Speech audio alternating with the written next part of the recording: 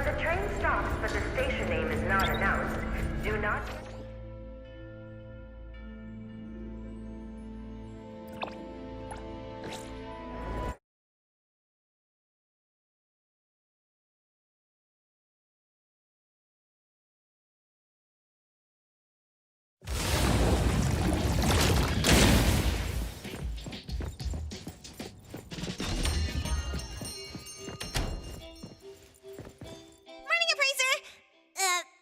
Here.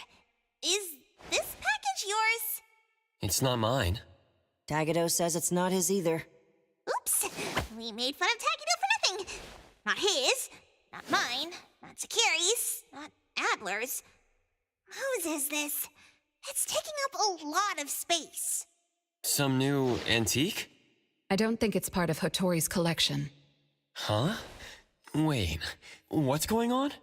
About half an hour ago, when I returned to the shop, I saw a courier making a delivery. The package wasn't addressed to any person, just a bone antique shop. I saw that she was in a hurry, so I simply gave my signature for the package. I may have made a mistake. Maybe Kiromaru learned how to shop online?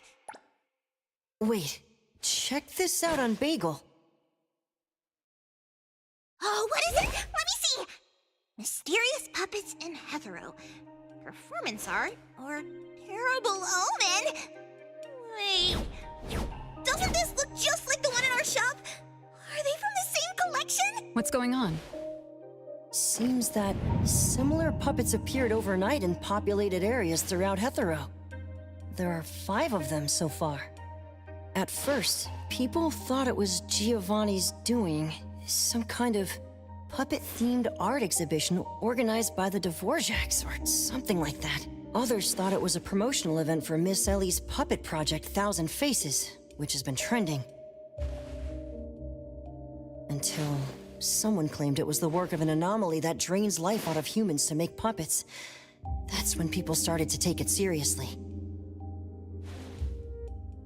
OP claimed that one of his relatives was a victim, and if the anomaly isn't handled soon, Hetero will become a city of puppets. Is it really that bad? Mm-hmm. Anyway, people are afraid they'll be the next target, and more have been claiming that a certain puppet is someone they know, or even sharing close encounters with the anomaly. BAC has stepped in and urged citizens to exercise judgment, refrain from spreading rumors, and share relevant information to help the investigation. So, the one our shop received is the 6th puppet? Wait, was the puppet still human not long ago? Maybe it's better to get JTF involved. I'll contact the Bureau. Can't even chill this morning. Not all of us can skip beauty sleep and still be beautiful like that woman.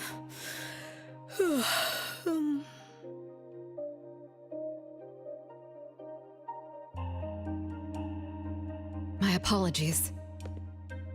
It's not your fault, it's someone else. Forget it. So who brought this thing? Take it away, dump it, I don't care. Don't let it mess with the shop's feng shui. We got you covered, boss! JTF will be right here! I don't see you getting excited about bringing customers over, and you're bringing JTF to the shop? You kids better not have stirred up trouble again. Here's what happened. In any case, we'd like you to come to BAC to assist with our investigation. We'll have to leave the shop for a while. What do you think, Hotori? Well, the business of the BAC matters more than ours, so we'll comply. But the BAC will compensate for missed working hours for Precious, Daff, and me. Why am I included? Of course. The BAC will provide reasonable compensation for losses incurred from taking up your time. Boss, I want to come along too! There are no Misties to catch today! The shop isn't closing for the day. Someone needs to handle things until Adler gets back with groceries. Don't blow up the place while I'm gone. All right, you can count on us. Oh. When you're back, make sure you fill me in! Okay. Oh, by the way, we're not taking that vehicle of yours. If the neighbors saw it, they'd think A-Bone got busted for shady stuff.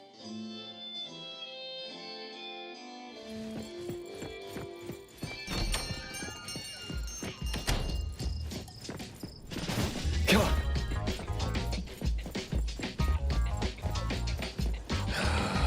Business is getting harder.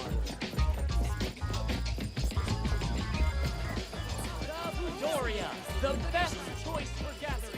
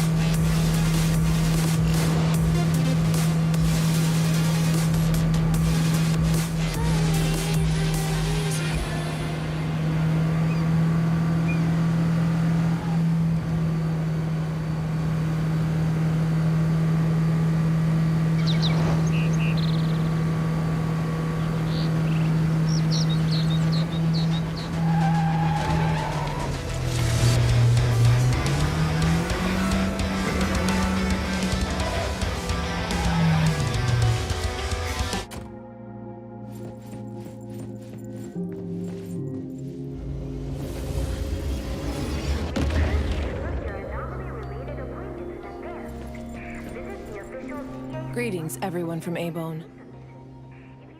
ETD-6 is taking over this case. I'll introduce you to the operation lead in a moment. If Nellie's handling the introductions personally, this must be quite the complicated case. Since there's already online unrest, we decided to assign a team specializing in anomaly crimes and meme anomalies. Anomaly crimes? Those refer to human criminal incidents that involve the exploitation of anomaly characteristics, or espers. So the Bureau suspects that this isn't the work of anomalies alone. There are more and more divisions in the Enforcement Tactical Division nowadays. The puppet from A-Bone has been transferred to TempCon. Please follow me.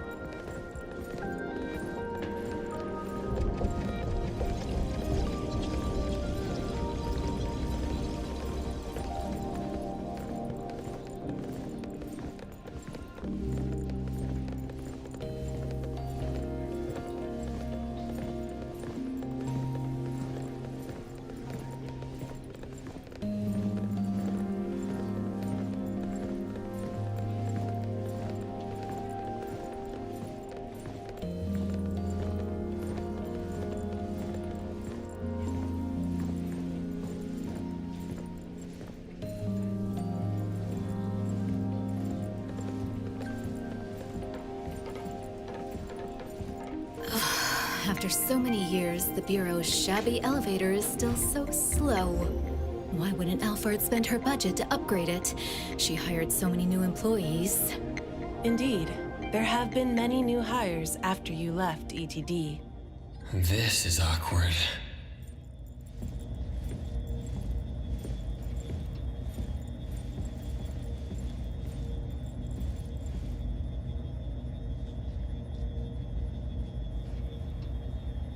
Precious, Daff. See you later. Aren't you coming? I'd love to hang around and meet teams I've never seen before, but my dear Director Alphard needs me for some grown-up discussions. Is it about Abisu? Should I go with you?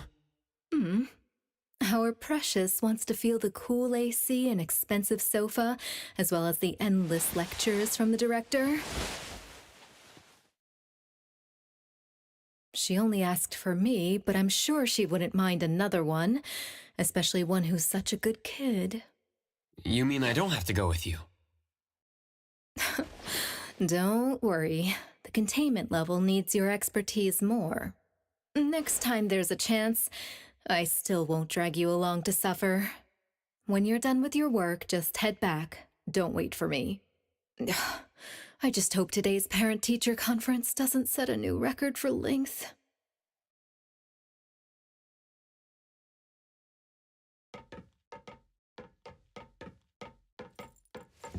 When I first came to the Bureau, Mint brought the anomaly to TempCon here, right?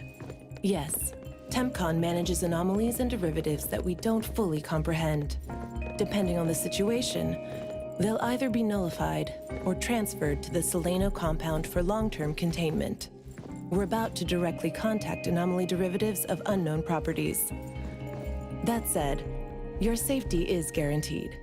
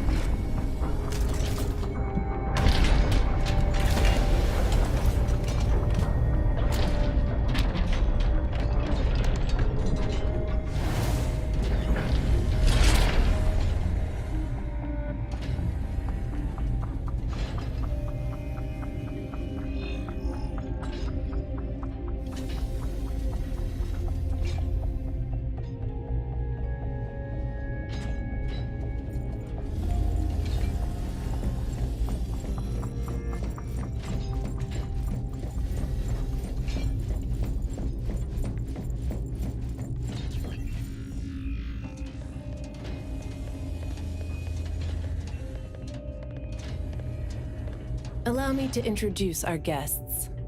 These are anomaly hunters from A-Bone Antique Shop, Daffodil, who witnessed the suspect in the puppetization case, and the appraiser, who has keen perception of anomalies. This is Chaos from ETD-6. Hi there. This is Lavinia, an operative from the Egosh Court. We'll be relying on the court's support for intel related to unknown anomalies. Blackbird was unable to attend today's meeting in person, so I'll be covering for her. Greetings to the people of A-Bone. Greetings. Now that everyone's here, let's get started. Who received the package? Tell us what happened. It was around 7:30 in the morning. I saw the delivery person place the package at the shop entrance. She approached me for my signature, saying she was in a hurry for the next delivery.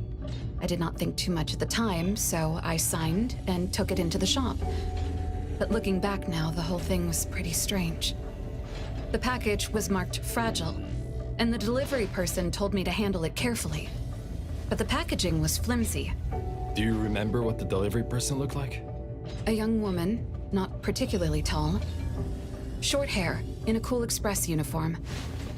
I didn't get a good look at her face, since her baseball cap was in the way. Curious.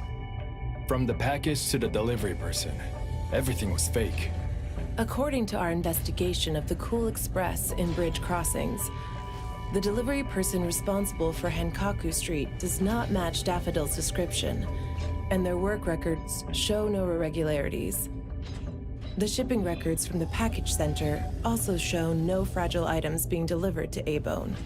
Someone disguised themselves as a delivery person just to give A-Bone a puppet? Correct.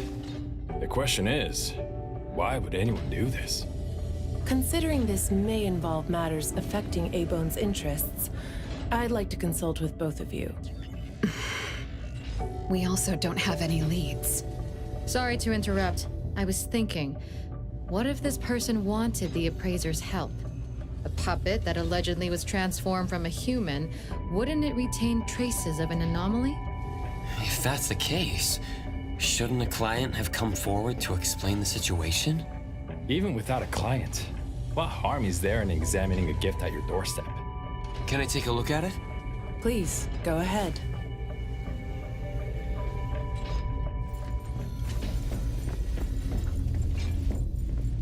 A puppet of a teenage boy who seems energetic. A puppet of a teenage girl. For some reason, she's looking this way.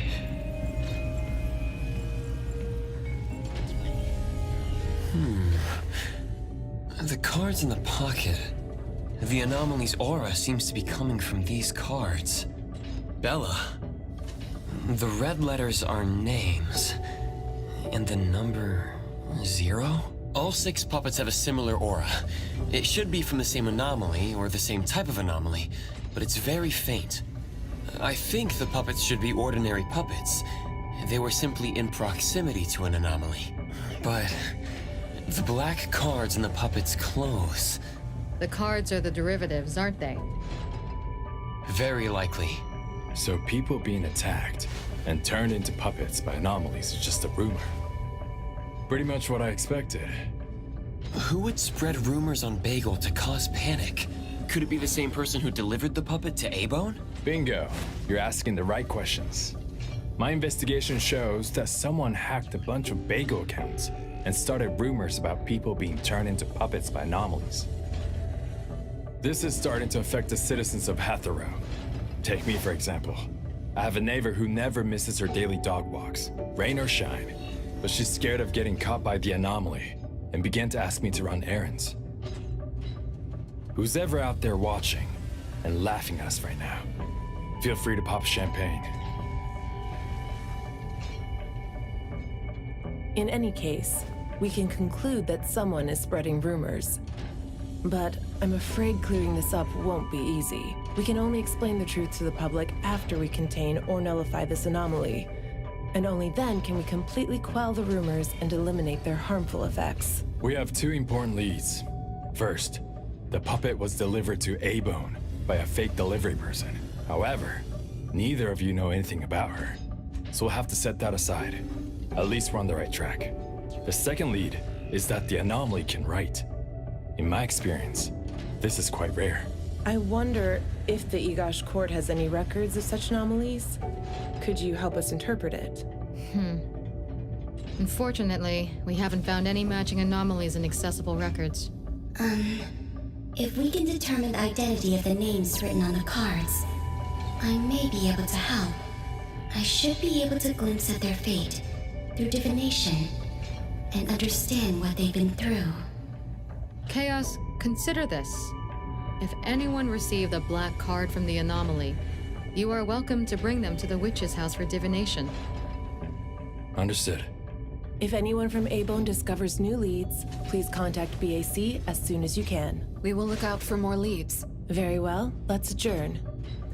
Thank you very much for your assistance.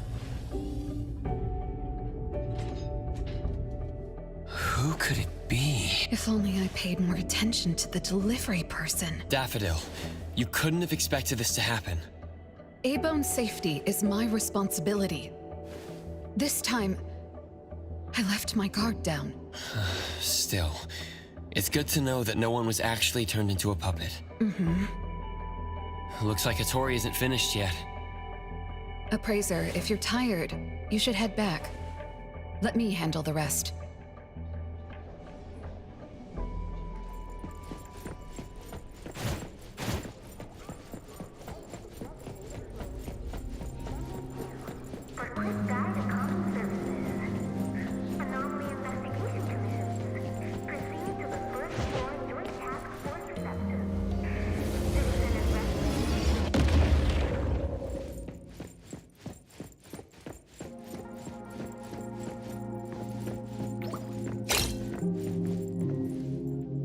I'll handle this part.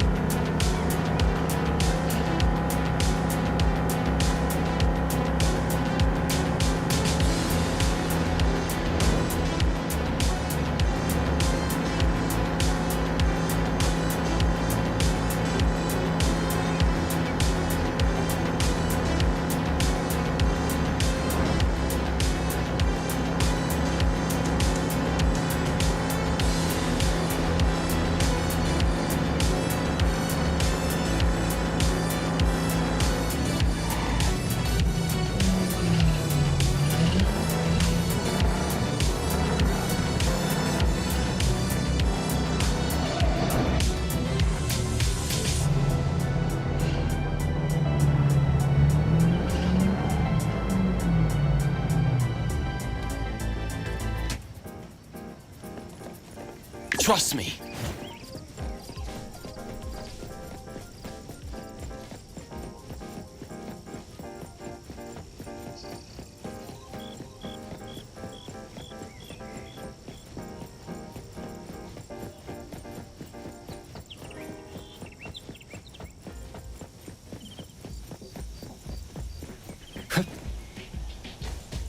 Hit. Perfect angle.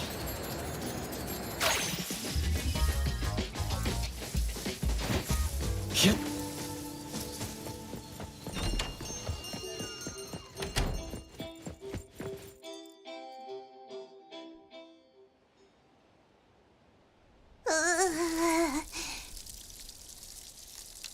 Natalie, are you okay? One last spot. Alright. Natalie's special training of watering flowers and horse dance complete. Watering flowers in horse dance? I'm learning from my master. Integrate every bit of training into daily life, using the weight of the watering can to increase the training intensity. How's that? Pretty clever, right? Oh. I water flowers like a normal person. Exactly. To master, this is just normal. My training isn't good enough yet. That's why I keep wobbling around. Just you wait and see how much I improve, master! Of course. Thanks to Daffodil and Nanley, the flowers and plants are looking better. I'll take care of pruning from here. Alright. Delicate work like that really is best left to the old man. Oh, by the way, how did that thing from yesterday turn out?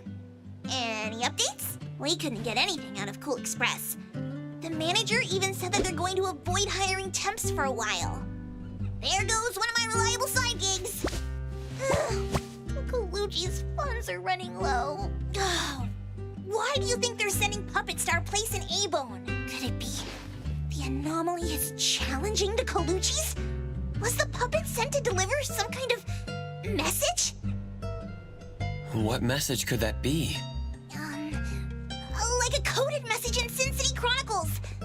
This is some kind of hint. The hint is something that I, Peachy Daime, should definitely be able to figure out. If that's the case, shouldn't the recipient be you? No, you're right. Why does it only say A-Bone? Could it be that I, Natalie Colucci, am not famous enough? If it only says A-Bone, then who exactly is this hint for? Or could it be meant for all of us? We have a guest. Hello? Is this A-Bone? Are you anomaly hunters? Welcome to A-Bone. You must be here for an anomaly commission. Yes. What do I need to do? Do I sign a contract? Do I have to sign up for something? Ah, this must be your first time seeking help from anomaly hunters. Don't worry. Please, have a seat. These are A-Bone's finest anomaly hunters. Feel free to share with them any troubles you have. I'll make some tea for you. Please, wait a moment. Okay. Sorry, I don't know how this works. If you don't mind, let us ask you some questions. That way, we can help you figure out what you need. Okay, leave it to me. So, have you encountered anything strange recently? What should I call you? Renee is good enough. All right, Renee. What do you do for work? How's your day-to-day? Did something weird suddenly mess up your routine? I'm a taxi driver. I start at 8 a.m. and finish at 8 p.m. For lunch, I grab something quick from a convenience store. After work, I go to Food First for a set meal. The weird thing is, for the past few days, every night at exactly 9 p.m., this strange guy in a cloak shows up and attacks me. Though he looks scary and hits me pretty hard, when his attacks land, I don't feel a thing. I just cover my head and let him attack me for about 10 minutes. Then he leaves. Well, I think he leaves. When I peek through my fingers, nobody was there. That's about it. Isn't this strange? He attacks you every day? Even if it's just a prank, that's messed up. Here's your tea. Thank you. Every night at exactly 9 o'clock? What kind of kink is that? Maybe it's like those guys from gangster movies who like to dress up scary to shake people down for money. They usually show up at the same time to establish an air of authority. Oh, I can't believe there's a lowlife like this on my turf! We'll have to talk some sense into him with my fists! But I don't remember owing anyone money. I did nothing to deserve harassment from this debt collector. He never says a word, just swings this huge scythe at me. It's terrifying. You don't feel any pain when he attacks. Could this be a hallucination? Or is this debt collecting some kind of anomaly activity? That makes perfect sense! Yes, it should be an anomaly, just like Fuka said. She told me to look for help at the A-Bone antique shop. Who's Fuka? She's my friend. Well, more like my food buddy. Fuka said it's definitely an anomaly, and the anomaly hunters from A-Bone antique shop can help me. She recommended her shop? That's a first! Thanks to me, Natalie, the tiger of bridge crossings, Ichi Daime of the Colucci family! Oh, I've made a name for ourselves. People are finally going out of their way to recommend us! Your friend knows what's going on. What else did she say? I'm not really sure. I just know that she said I should get your help as soon as possible. Are there any other strange things going on besides that? It's hard to say. I don't know. Sorry, I don't have a great memory. I only have vague impressions of most things. How about you go ask Fuka? She also saw the anomaly in the parking lot that day. I think. She seems rather scatterbrained. It'd be good to hear what others have to say. It's almost mealtime. Fuka should be at Food First. Shall we? What do you think, Appraiser? Master? This is our first commission of the day.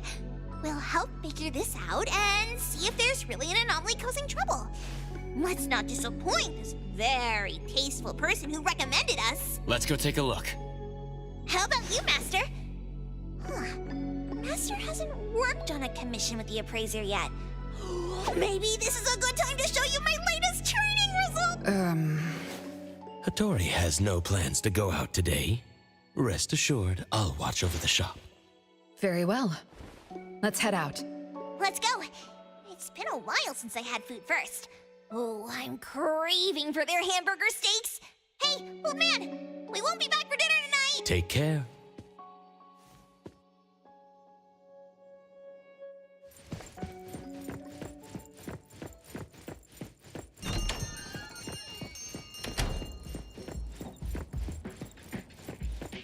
Come on.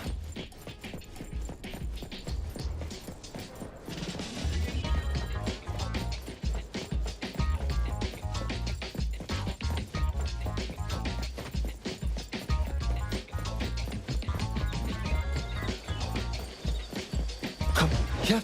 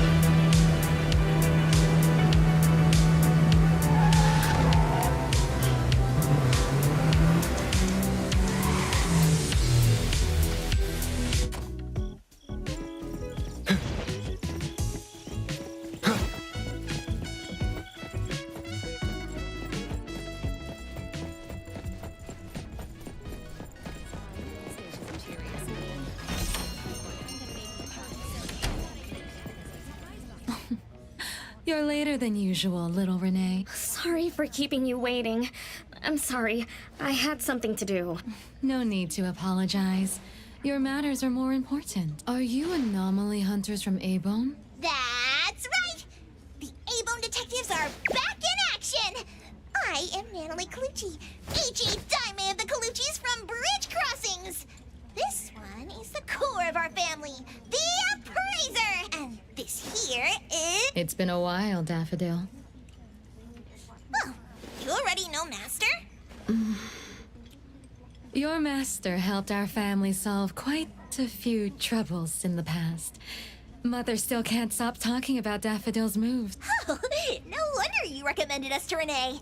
Master's commissions always get perfect reviews. Sorry, I don't quite remember. It was probably back when the shop first opened, right? After all, we have monopoly on all anomaly commissions now. Fuka, we'd like to ask about the strange thing happening to Renee. Can you tell us about it? Of course. Let's sit down and talk.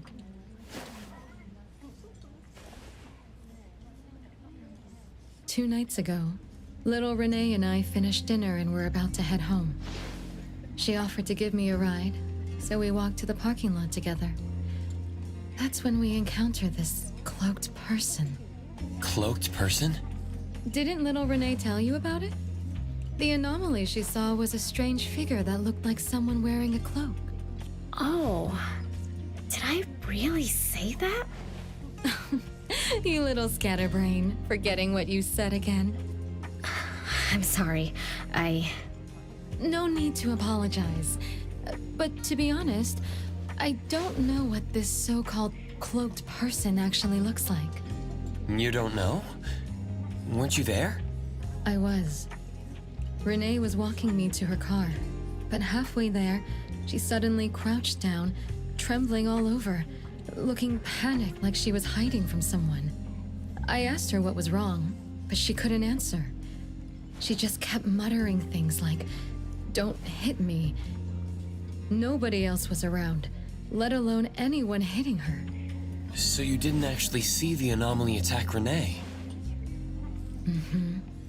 I did see her curled up on the ground, but I definitely didn't see the cloaked person she described. After about 10 minutes, the kiddo just stood up and asked me to follow her to the car, acting like nothing had happened. Isn't that strange? Are you sure this isn't some hallucination? Like, maybe she ate some weird shroom at dinner or something? I thought she was hallucinating at first, but on the way home, she told me that this weird thing happens every night at 9 p.m. It didn't sound like she was lying. Not a hallucination, only she can see it. Harasses her every night at the same time. With something this bizarre, it's gotta be an anomaly causing trouble. So, any leads yet? Hunters from Maybone? I see. Can I ask one more question? Of course, Daffodil. When Renee was clearly unwell, why didn't you contact a doctor? That's right. She acts like she's nice, but when her friend was in trouble, she didn't seem to be concerned or help her. Well, I was worried something might be wrong with her, so I told her to go to the hospital. But the girl insisted she was fine. So I just let her be. You also suggested that she should seek help from A-Bone. That's because I later realized Renee must have gotten herself into trouble with some anomaly. So I thought of you. Wouldn't it be better if you experts helped her, instead of having an amateur like me mess around? Daffodil, you may be thorough, but you always get obsessed with details. Same old habits. I'm the one who told Fuka that I was okay. Really, I'm fine. It didn't hurt at all. It's just that the anomaly was scary. Thanks to Fuka for explaining everything that happened. I'm not so good at that. I feel like I don't really know what's going on. We've been talking for so long, we almost skipped dinner. I'll buy everyone food tonight. Take a look at the menu. What do you want, Fuka? Same as usual. Spicy chicken cutlet curry rice. I'll have the same. I don't know about the other stuff at this place, but I like the spicy chicken rice, since it doesn't have those gross green peas. What about you, Nenali and Appraiser? Go ahead and order something you like. We'll gladly take the offer.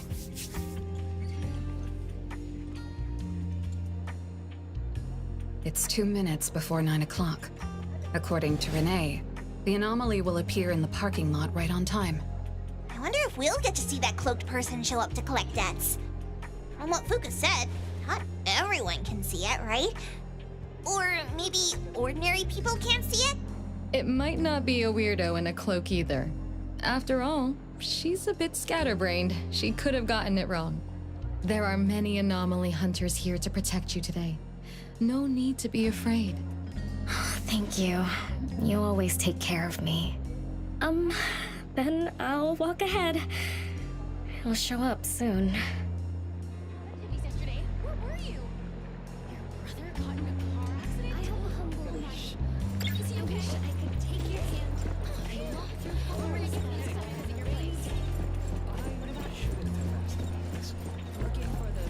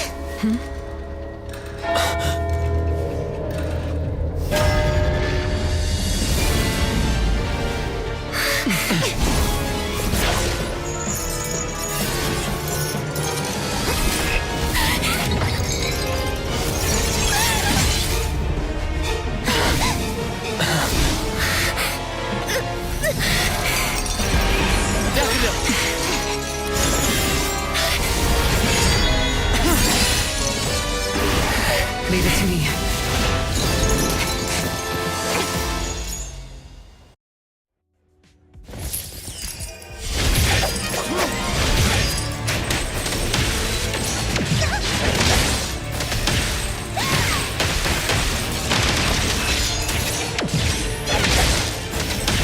Nice work.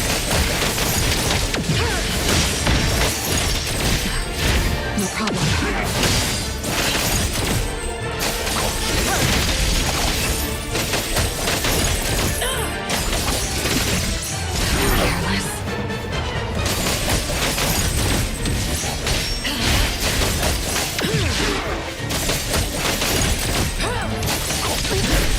No problem. Predictable. No mercy. Thousand eyes, awaken!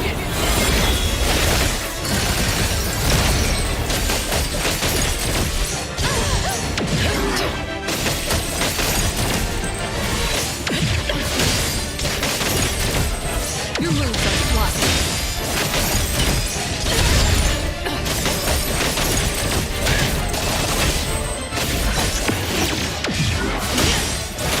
Trust me. They splinter and fracture.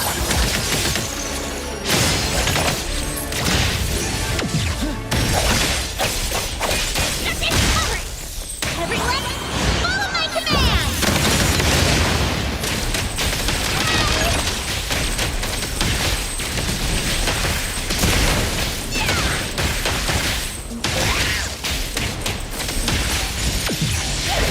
Nice work.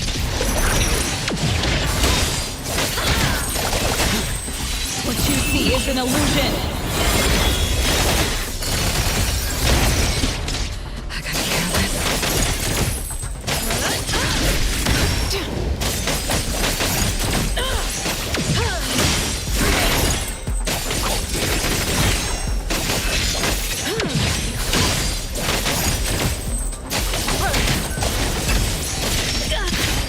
No problem. You don't know how to give up.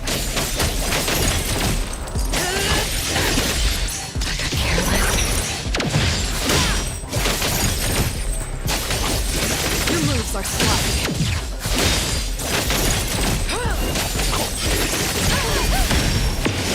Stay sharp.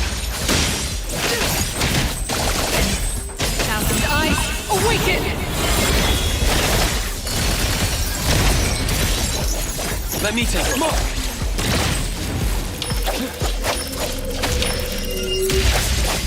Divide. It's like zero.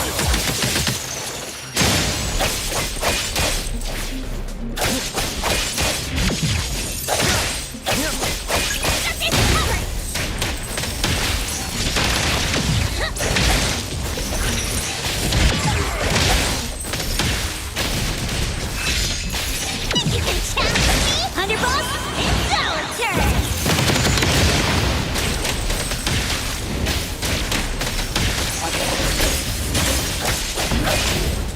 It's fine.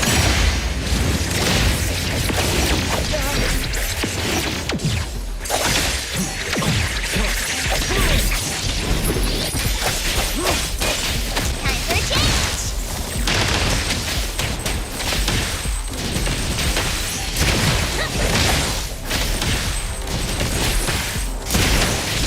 Can't touch this! Everyone, follow my command! Child's play!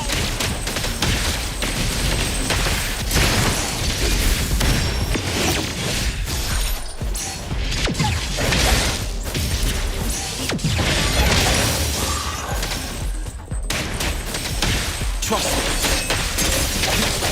Engrave. They splinter and fracture.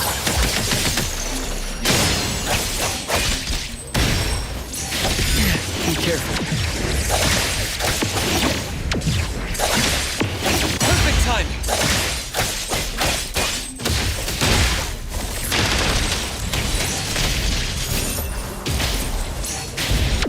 Nice work.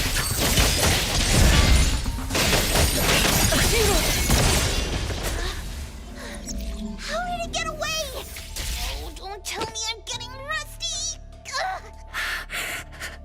away. Stay away from me! Are you okay? Don't worry, I drove away that debt collector. Everything. Did the anomaly drop that thing on the floor? Renee. And a series of numbers on the back. Minus 20088. The numbers are different. It's the same type of card the Bureau is looking into. Let me contact Chaos. We meet again. From what I know, you received a commission from Renee to investigate this debt collector anomaly, which attacks her every night at the same time. You fought, then the anomaly left behind the same cards from the puppetization case. So you encountered the same anomaly I'm after. Could someone have schemed all these encounters just to involve you? ETD6 lives up to their name. They are true anomaly crime experts. You're right. This doesn't seem to be coincidence. We still don't know who's the mastermind or why they're doing this, but we may have already met her. Fuka, the friend who recommended us to Renee.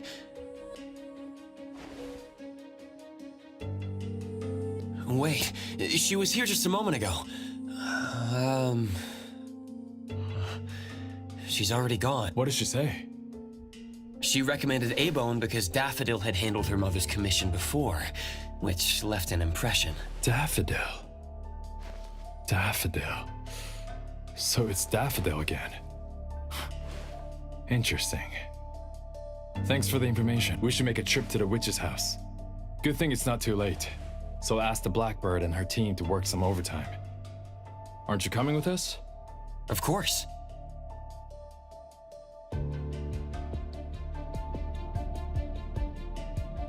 I will see through the Nexus.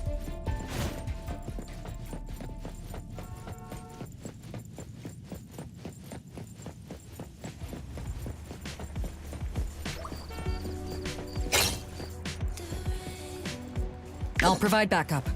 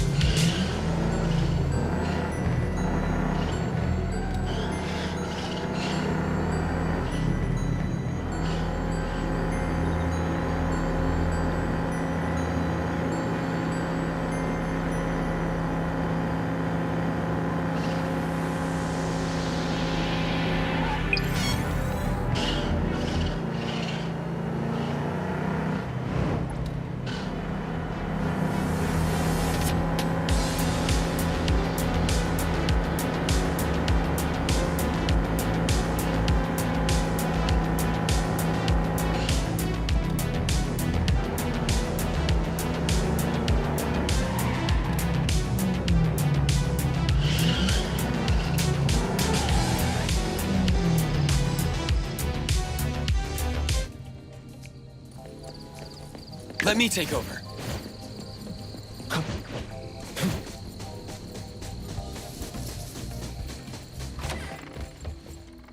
Greetings.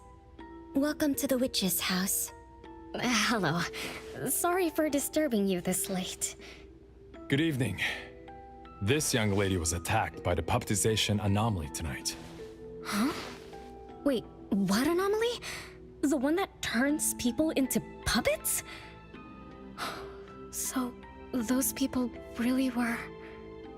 Well, we aren't certain at this moment. In any case, could you please share the entire incident with us? Oh, I'll tell you.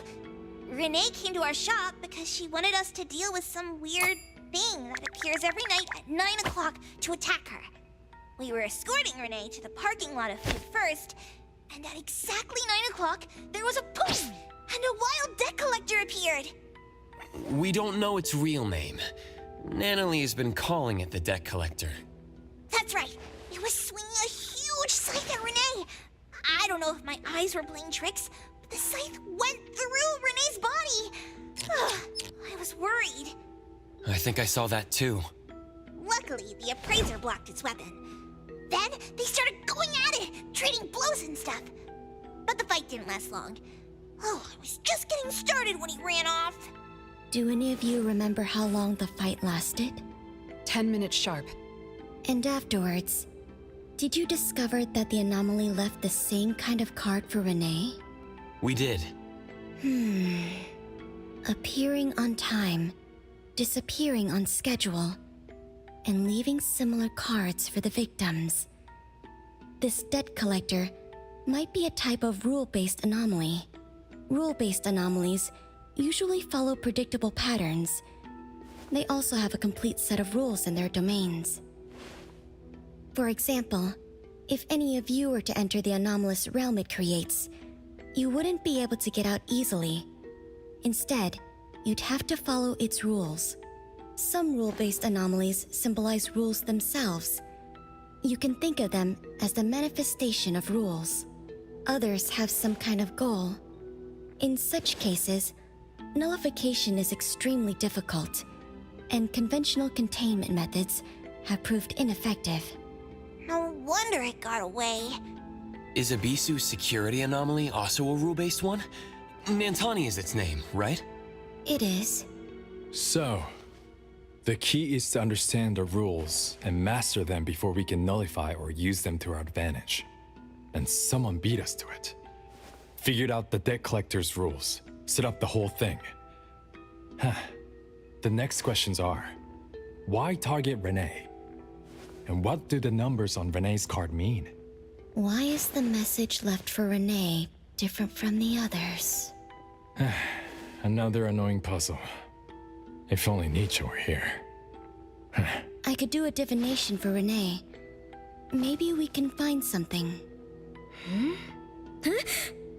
That's a surprise.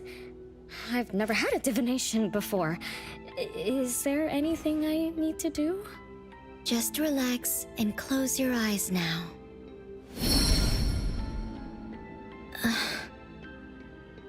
Oh, lost child of fate. Your tomorrow is trapped in blankness. Wait, what? What trap? What blankness? I thought divination is about tomorrow being lucky or a sunny day. Oh. Your fate is rather unusual. I'm afraid I can't give you further interpretations. But I once performed a divination for another woman with the same result. You might share similar fates. Her name was Dolores, head of the Constantine family. She was tired of her life, saying she was never truly alive. Yesterday, today, tomorrow, each day was equally empty and void of meaning. I think that was because she lived for far too long. Huh? She lived for a very, very long time? They say that Lady Dolores is an immortal with eternal youth. That she made a deal with the devil for unlimited lifespan at a huge price. However, eternal life can be a curse, and the Constantine family met their demise decades ago. That was when most people didn't know about anomalies. People simply believed in curses.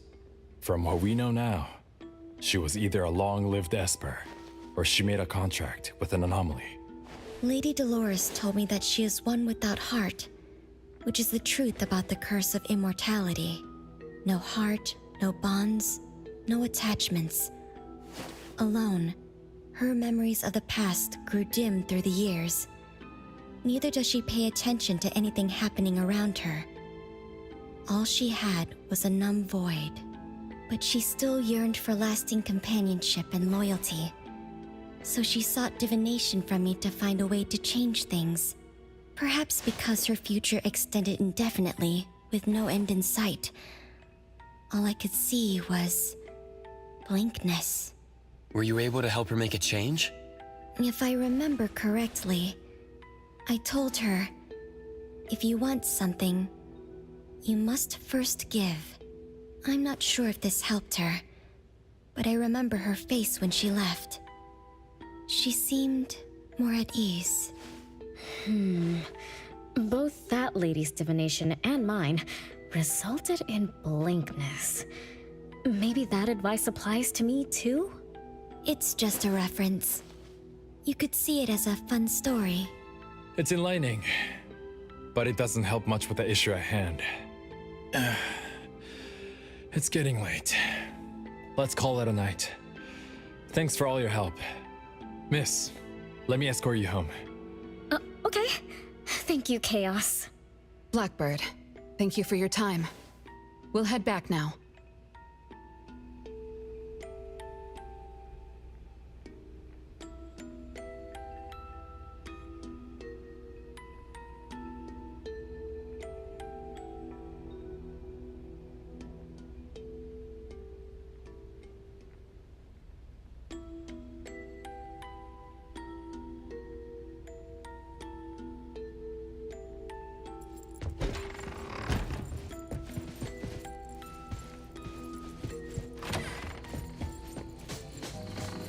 Yep.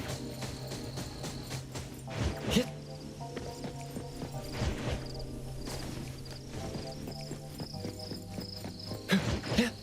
Yeah.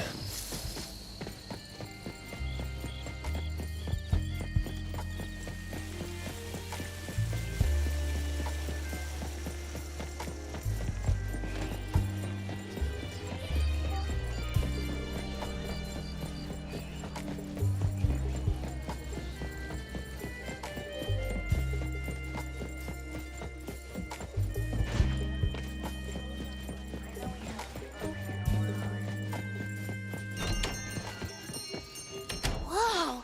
It's already so late! Today was a lot of work without a lot of results, huh? A rule-based anomaly, weird messages on a card, and some story from way back. There seem to be a lot of clues, but there isn't a way to connect them together. They must be related. What could be the missing link?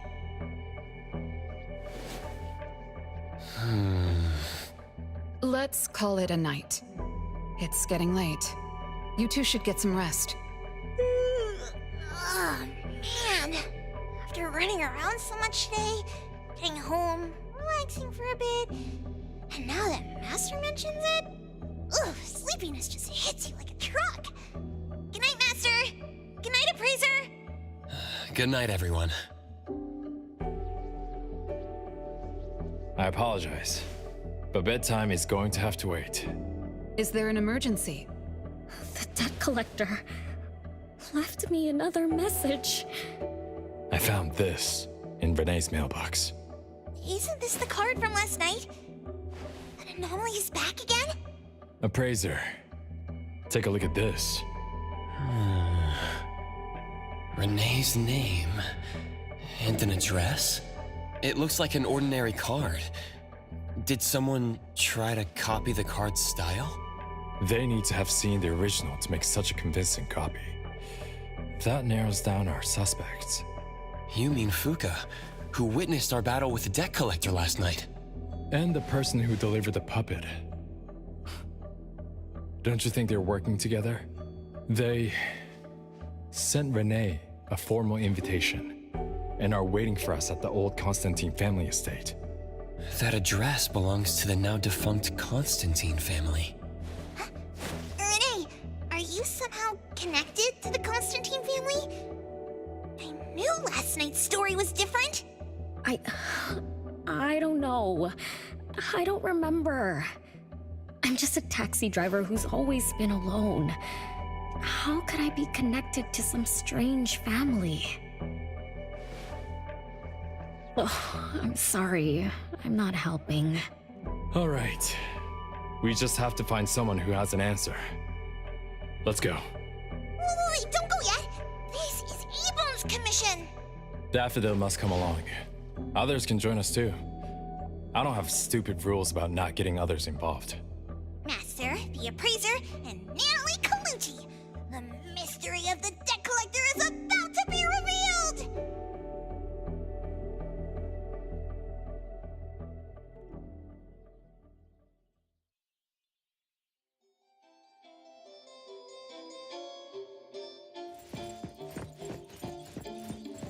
Come on.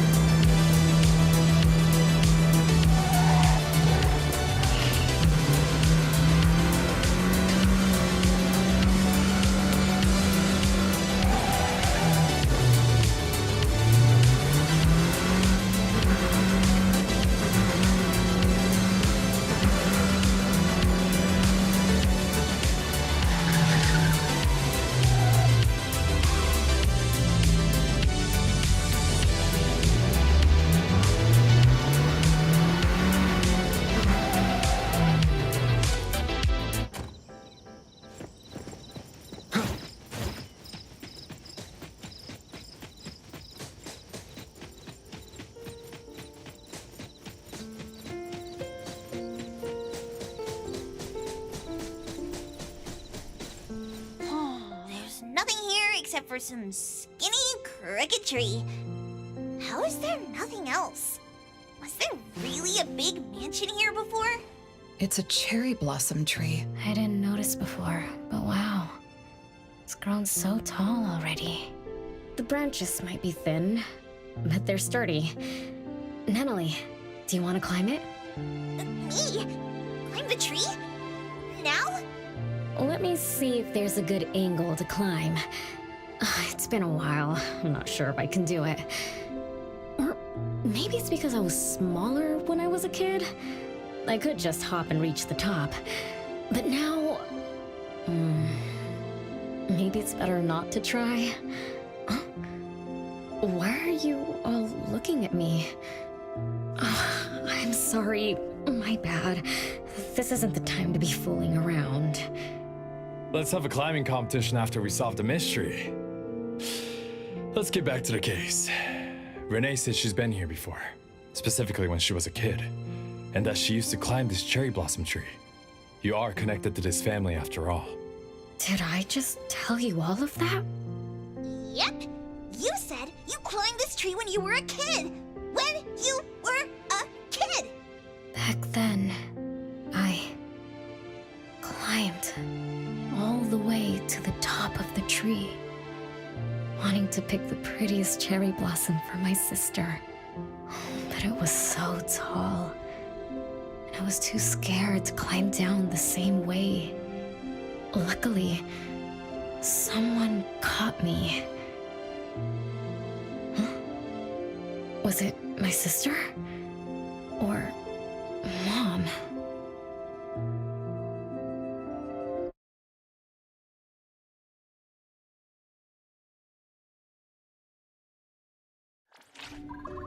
Ow! That hurts! Renee, are you okay? My head hurts, but my limbs are where they should be. What about you, Appraiser?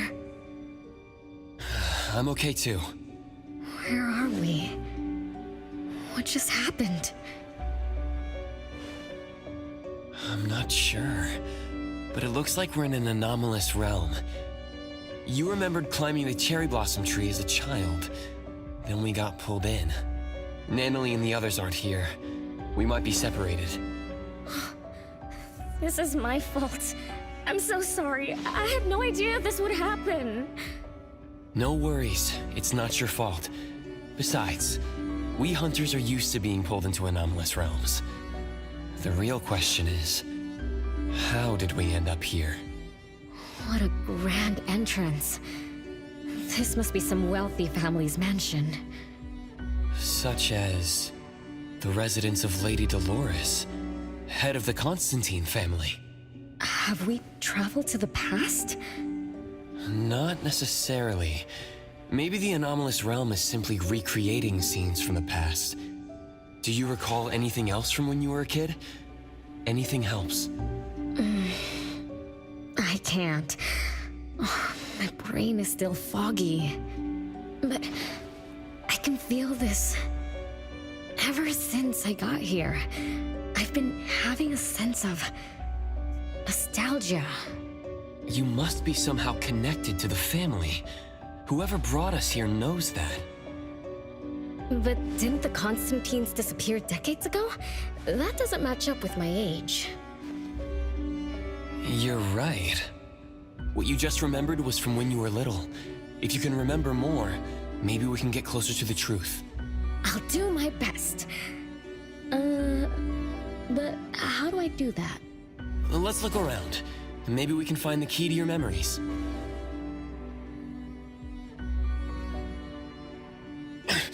Strange. It won't budge. I'm feeling rather shut out. Is this really a door? It feels so strange. Maybe it needs to be opened from the other side? Maybe. Let's check over there.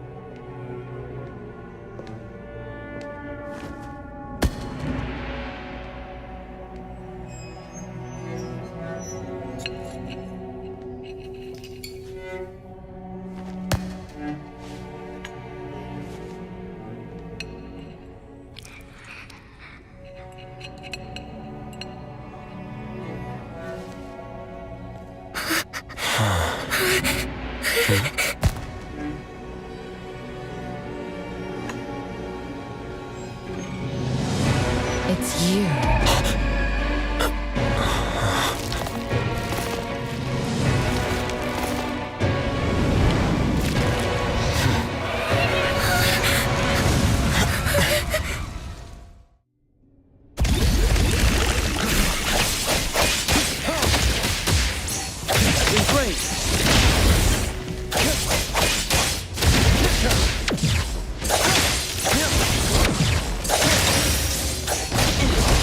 Feeling good. Be careful.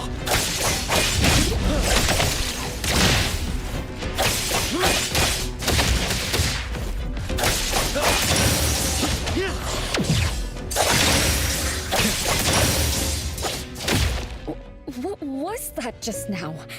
Something from the past? A family sitting around the table getting ready for a meal. Is this space replaying events from the past? How strange. It's like watching a movie. That's called a reenactment of the past. But did I just upset them? They don't seem too happy to see me. Don't worry about that. Anything can happen in an anomalous realm. In fact, hostile anomalies are rather common. Do you have memories of what we just saw? It somehow feels familiar. Especially with the person who lit the candle. But, I'm not sure. That lady... If she's from a memory, how could she make eye contact with us who are in the present? Am I just overthinking? 1 o'clock? It's 1 o'clock already? Bell chimes? When the debt collector appeared, it also sounded like this. Could this be related to the rules it follows? Let's go check the entrance hall. Oh, impressive! Classy! Great taste. That's how big families do it. If only the base of the Kalujis were as fancy as this. Well, we could definitely do without the curse. Do you think Renee and the appraiser already went ahead of us? Let's go in to investigate. It's best if we regroup as soon as possible. Whoa! This door is so ancient! It's not going to fall apart if I push it, right? An old, ruined mansion that suddenly appeared, long neglected and unmaintained. Could this be how the Constantine family mansion looks now? The desolation we just saw could be an illusion to hide this place. That makes sense. And then Renee dispelled the illusion. She must be part of this family. In other words, the master of the family returns! An old mansion abandoned for decades. I better be careful. I won't be able to pay for damages if I break anything historical. Yeah, we're inside an anomalous realm. Be careful. Alright then, let's be gentle. Hello there!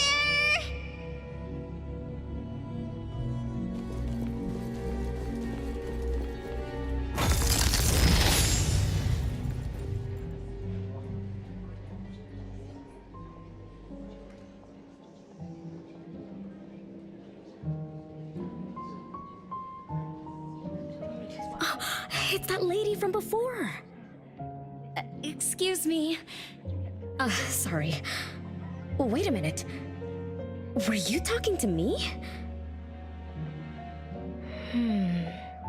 She just walked away without responding. I'm so confused. We can talk to people from the past? It's like an interactive movie. No, wait.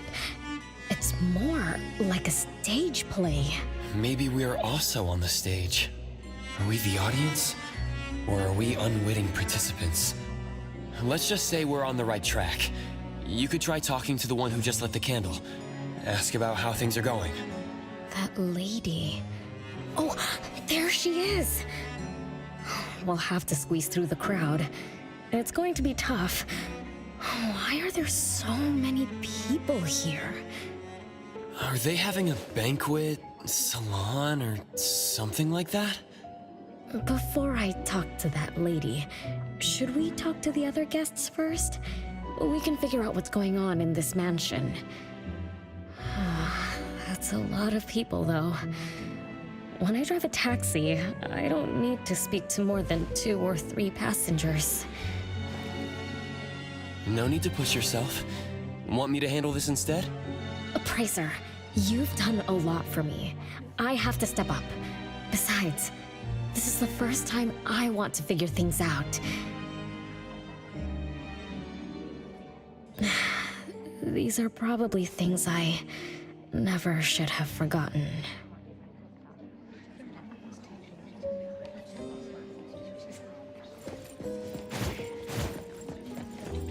I might not have another chance like this.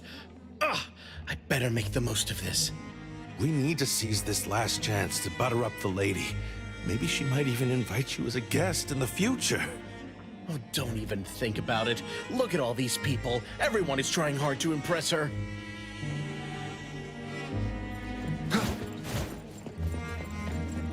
Which family does that young girl with the white hair belong to? How come I've never seen her before? That should be Bella, the eldest daughter of Lady Dolores. She is the organizer of this farewell banquet. Her daughter is already that grown up? She doesn't look that much older than her daughter. Shh, keep it down. You know that woman is cursed. Oh, what a shame. I was hoping to introduce my brother to Bella.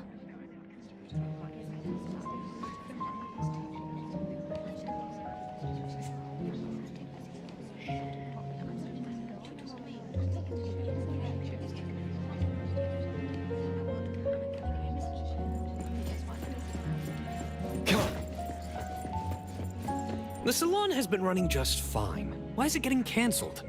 Apparently, the lady wants to focus on family affairs, so she's withdrawing from the social circles of the nobility.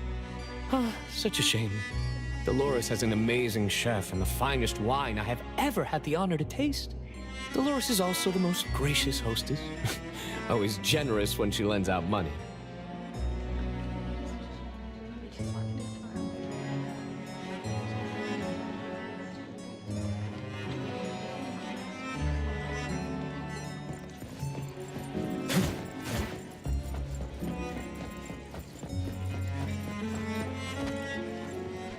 That woman is finally stepping down from the stage. Tut-tut, shamelessly enjoying eternal youth. Just because she had a deal with the devil. Look at this mansion. Look at all these treasures. Who knows how much wealth she's swindled over however long she's been alive. This is my last chance to find her source of immortality. The salon ends at 3 o'clock. Look at what time it is already. What's taking those useless guys so long to make a move? I told you, those so-called exorcists you hired are nothing but frauds. You better give up on your delusions. My brain is getting fried from what the guests are saying. So many conversations. So many faces. So many names. Let me think. Bella. That sounds familiar. Very familiar. Extremely familiar. Oh, that feeling is back again. It's just hearing that name brings up this nostalgia. One of the puppets recovered by the BAC is also called Bella. Can this be a coincidence? What do you think? You said the BAC found cards in the pockets of the puppets, and those cards were similar to the one I got. That means I'm connected to the puppets. By the way, Lady Dolores' daughter, whom we just met, also gave me this feeling of nostalgia. I guess I'm really connected to this strange family. Did you remember something? Could I have been their driver? I'm pretty confident in my driving skills. Nope. Why don't we find Bella and ask for confirmation? That's a good idea. I want to talk to her, too.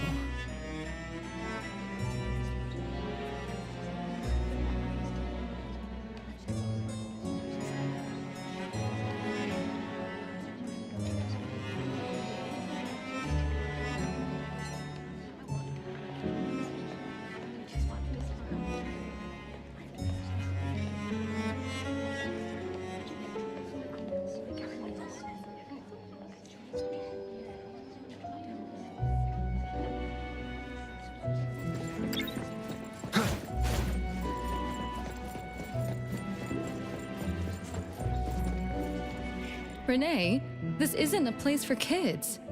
Huh? Bella? You know me? Child, I'm your older sister.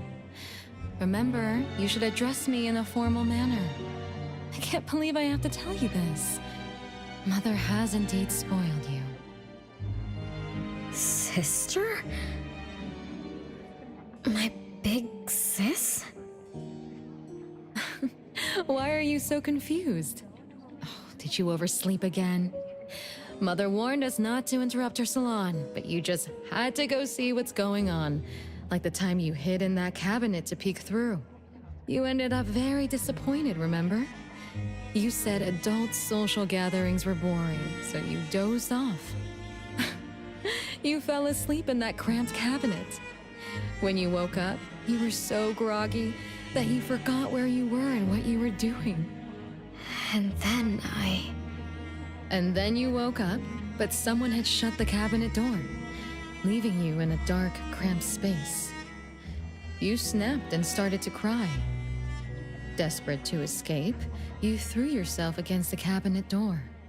That day, every guest witnessed the extraordinary commotion you caused. You completely ruined Mother's salon.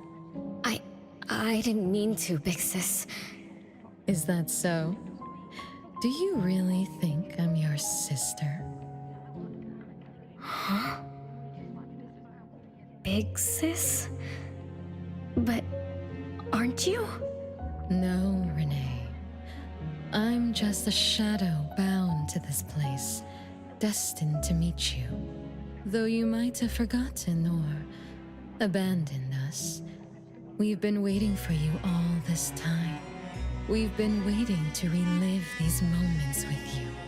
So, I really am part of the Constantine family? I'm her daughter? Looks like that poor brain of yours still remembers something. If you didn't even know your own mother, how sad would it be for those who love you? Where are they? Mom and the others. Are they still home? My dear sister, this is the Constantine mansion trapped in the past.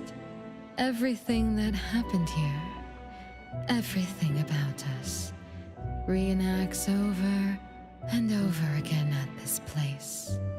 Come on, Renee. To return to the past, you must reclaim the choices of your past, including all your mistakes. If you're not Renee's older sister, then who are you?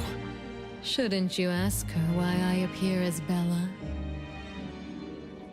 The answer has always been in her heart. I don't understand. Wait, sister! It's all right if you don't understand now. I've been waiting for you for so long. I don't mind waiting a little longer. Bella. I think I'm starting to remember. She was the sister who caught me when I fell from the tree. She's been here all along, waiting for me to come home. And why is the puppet also called Bella? I don't think the Bella we met is a real person. Remember how this is an anomalous realm? So she's my sister from the past. Though, I don't understand everything she said. That's what she meant, right?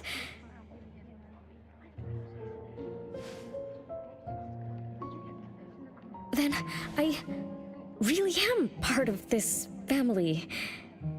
Didn't this family disappear over 50 years ago? How could I... How about we ask Lady Dolores? My mom?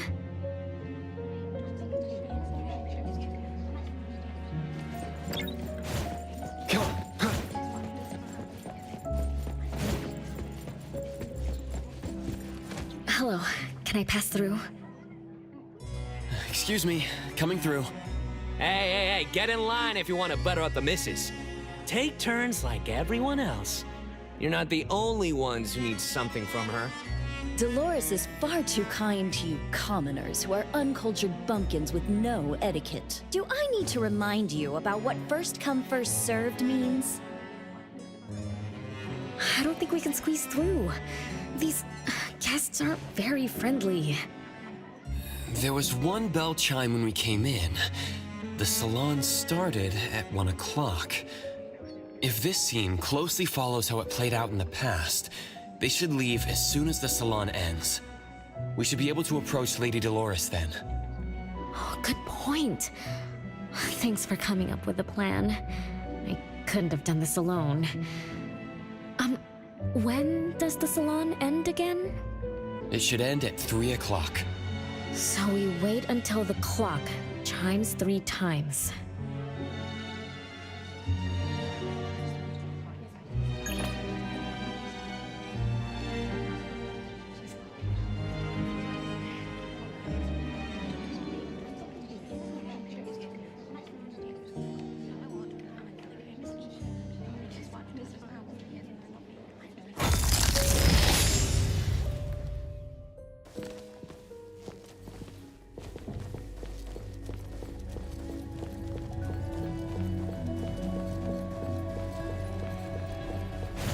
Nice work. What a beautiful clock! Is this what history feels like? Why is it stuck? Let me fix it. Wait. What's wrong, Master? Is it dangerous? It's best to remain vigilant in anomalous realms, especially with clocks. Oh, right. Debt collector anomaly is also related to clocks. Blackbird once mentioned that rule-based anomalies follow established patterns strictly. It would be a good idea for us to pay close attention to time. Got it, Master. We look around for clocks, watches, and stuff like that. But, I guess I was in a bit of a rush. It doesn't seem it cost anything, though. The debt collector didn't appear this time. Ouch! My ears! Something else showed up. Hey! Watch this!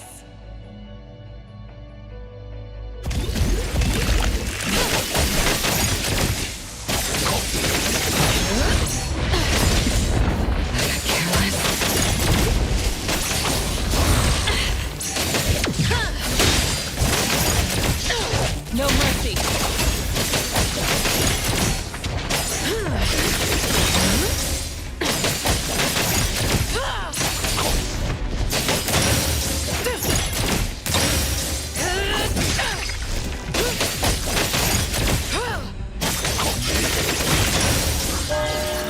It's 3 o'clock now. The debt collector shows up every night at 9 o'clock to attack Renee. Until then, let's try to figure out what rules the debt collector follows.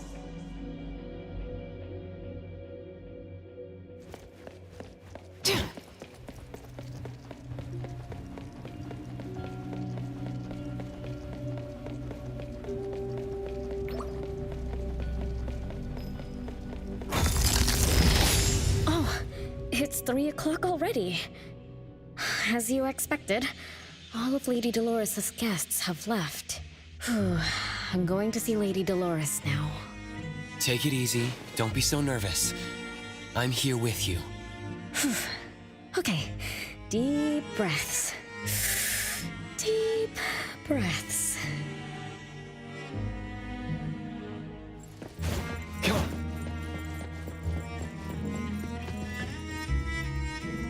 Lady Dolores.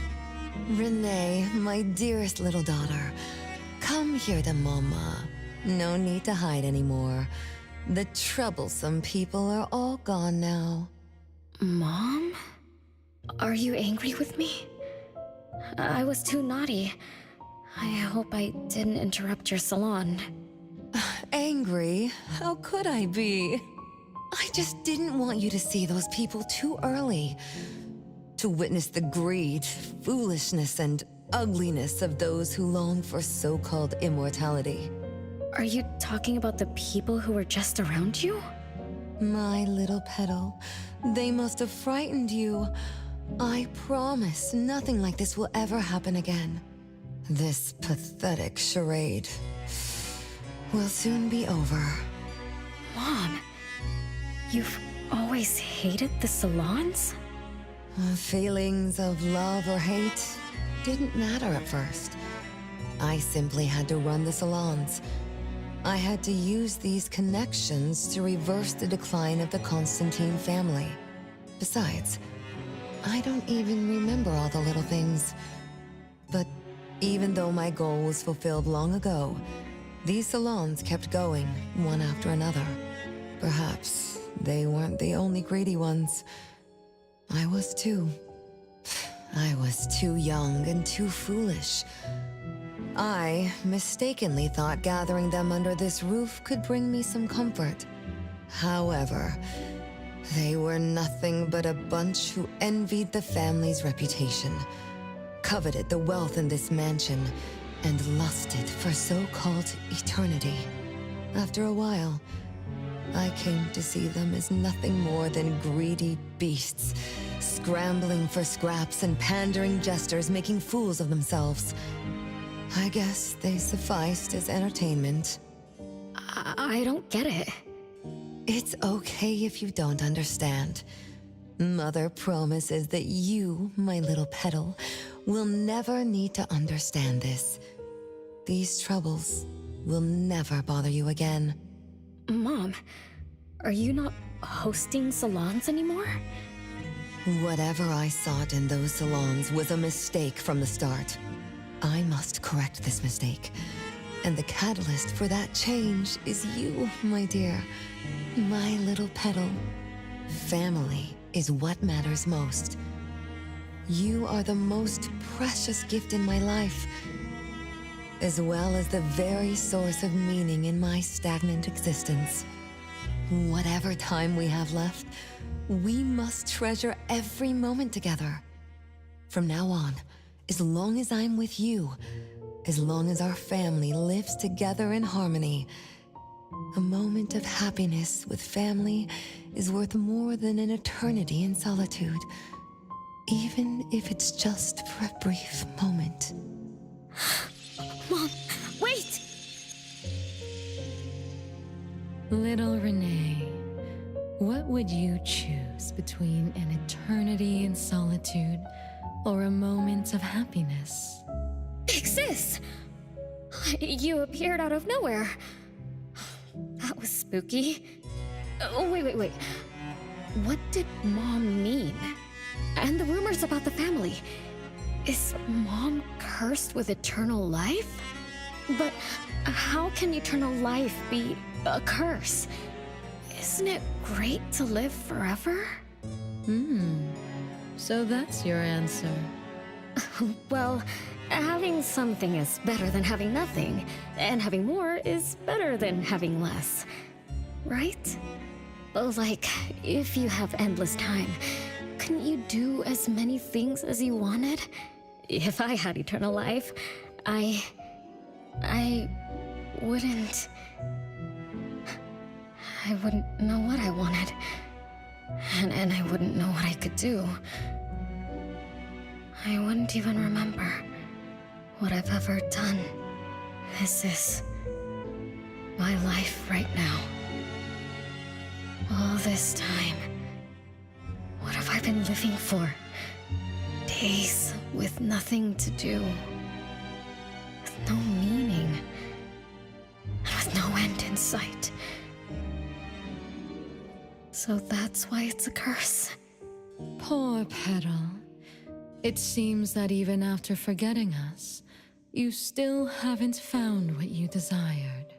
Or was the kind of happiness you were looking for nothing but drifting through life in a daze, barely conscious? No, I didn't forget you on purpose, Big Sis. It's not like that. Little one, you self-contradict and don't act as you say. But I believe you, because you've already paid the price. Just like your first answer, you made a choice before. That choice allowed you to return here by yourself, but it also made you forget everything. including us. You're saying Renee chose eternal life, like Lady Dolores? What do you mean? Me? Eternal life?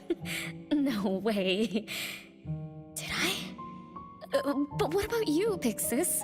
Mom? Are you all alive? At least you weren't made into puppets. Thank goodness. Renee, you basically forgot everything about us. Mother, the one who gave us life, loved you so much. She used a picture of you as her bookmark. When she read before bedtime, her gaze would always drift towards your smiling face. Every little thing about you, your quirks, your habits, your childish nonsense, she remembered it all. You were the only one she had in her eyes and in her heart, as if the rest of us didn't even exist. And we are the same way too. Mother, Elliot, Teresa, everyone is waiting for you. Won't you come see them? Mom? And the other siblings? Everyone's waiting for me? The cherry tree Mother planted in the courtyard is bathing in sunlight and in full bloom. Time has come to a standstill, and moments of happiness plays over and over again.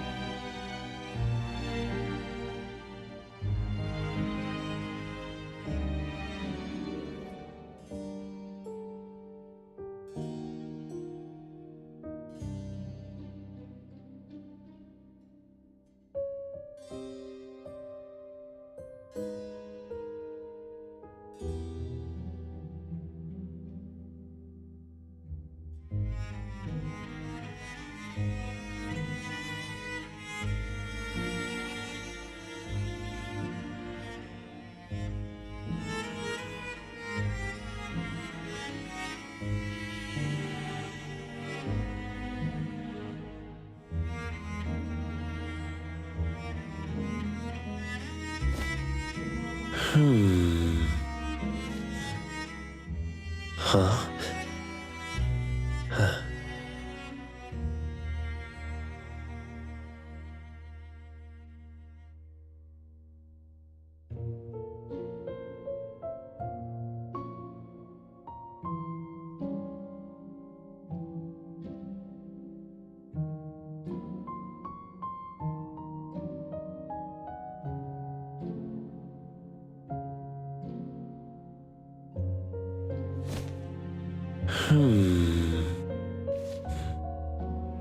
Huh? Huh.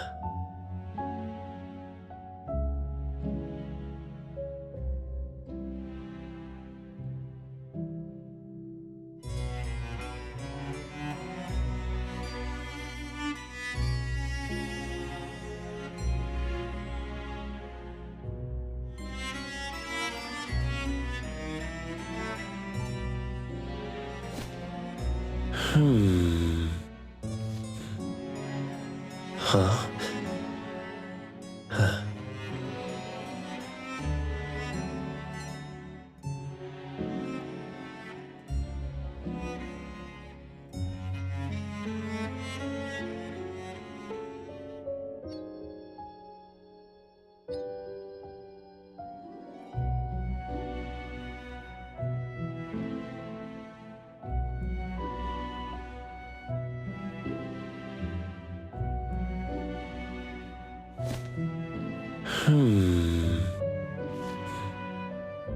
Huh? Huh.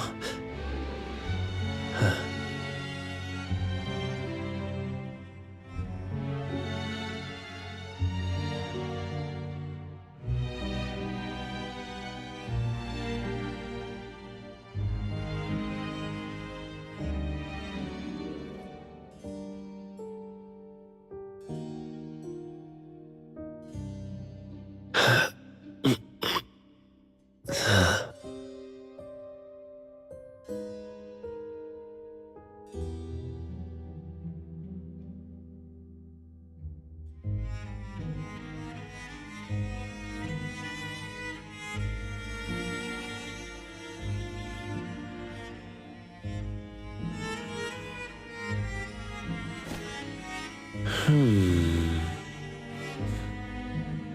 Huh.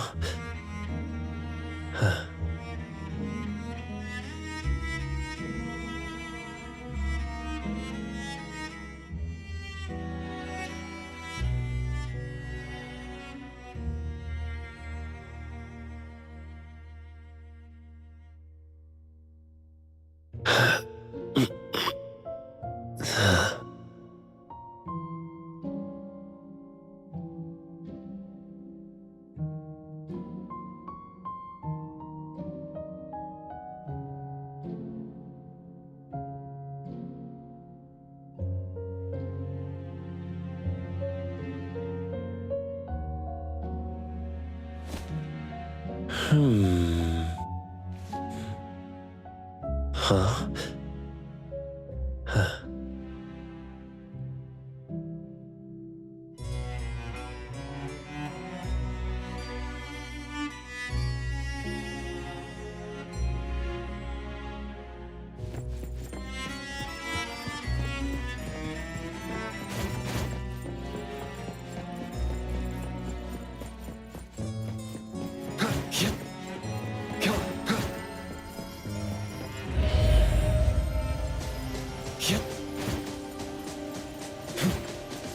Huh. It's the same tree from before. The cherry blossoms. Oh, they're so pretty. Back then, when I was looking up at this tree, I suddenly wanted to pick the most beautiful branch for Big Sis. I thought she'd definitely look pretty with cherry blossoms in her hair. So I reached for that branch as far as I could. But I lost my grip and fell from the tree. Then... oh, what happened after that?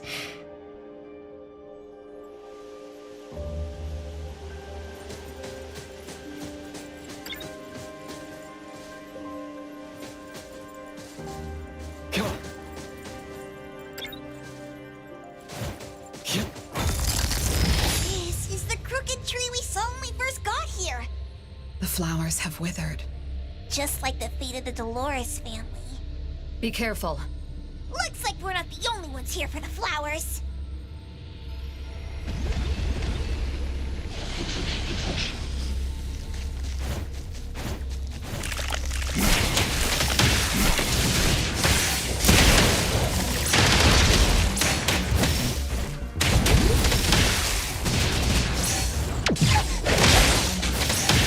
Nice work. Saw it coming.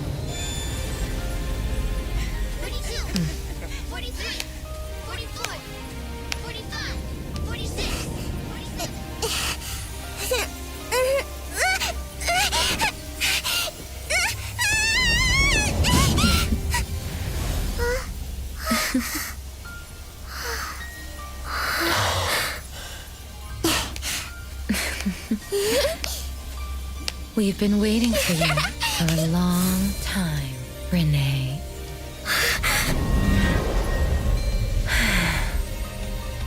Do you remember the reason we were born? And the purpose we must serve?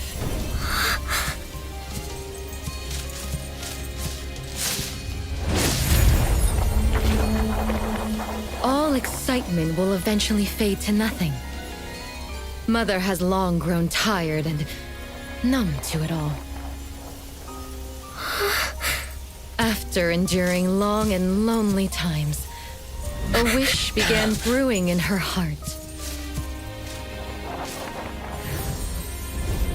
We thus awoke to the blazing call of Mother's heart and came to her side. We swore with our very existence that Mother would never be alone again. Surrounded by her children, Mother found the companionship and happiness she had longed for. But she didn't stop. She kept yearning for more. Because we weren't able to satisfy Mother's deepest wishes in her heart. However, our Mother's wish was never fulfilled, and that day will never come. The last child to wake up, the most beloved of all, brought nothing to Mother and this family but curses, betrayal, and destruction. And now, she's back.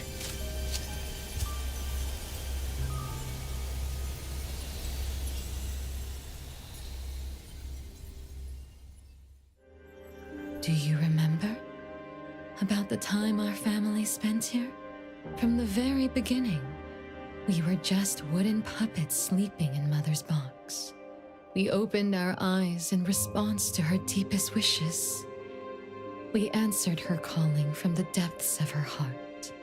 Teresa, Elliot, Yvette. One by one, the children woke up and gave everything they got to put a smile on Mother's face. Those names are the same as the puppets found by the Bureau. This was Mother's miracle. She gave life to the wooden bodies of her puppet children. All of us shared Mother's gift of eternity. In return, we brought her laughter and companionship. The happy times seemed to last forever, but Mother still felt lonely. She was still yearning for more.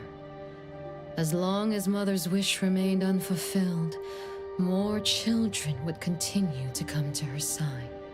And you, little Renee, are the last child to receive her favor, and the one she treasures most.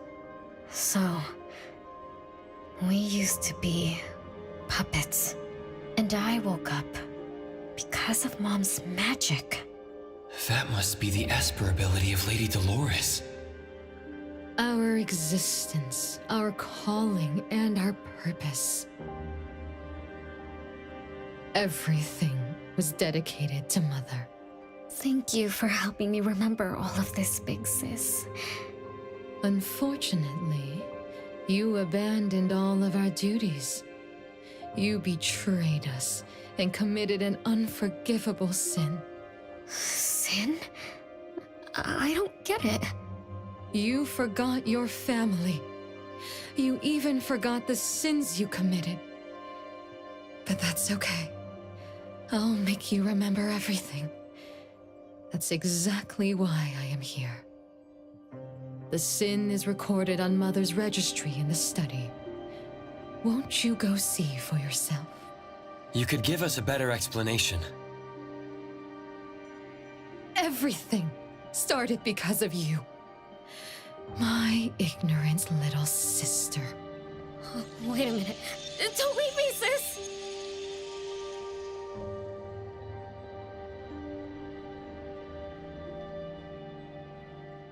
Renee, you're remembering something, right? Just like what Bella said, we're all puppets that woke up in response to Mom's wishes. We exist to keep Mom company. I remember many, many things now. I had tea with my siblings. We also played hide and seek at home. But Mom, our beloved Mom, where is she now? Why am I the only one alive by myself? Where did they all go? We'll have to check the study.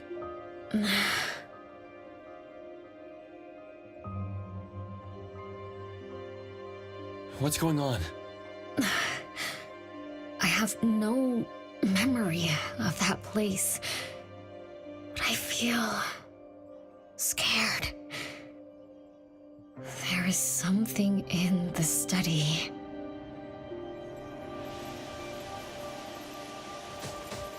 Come on.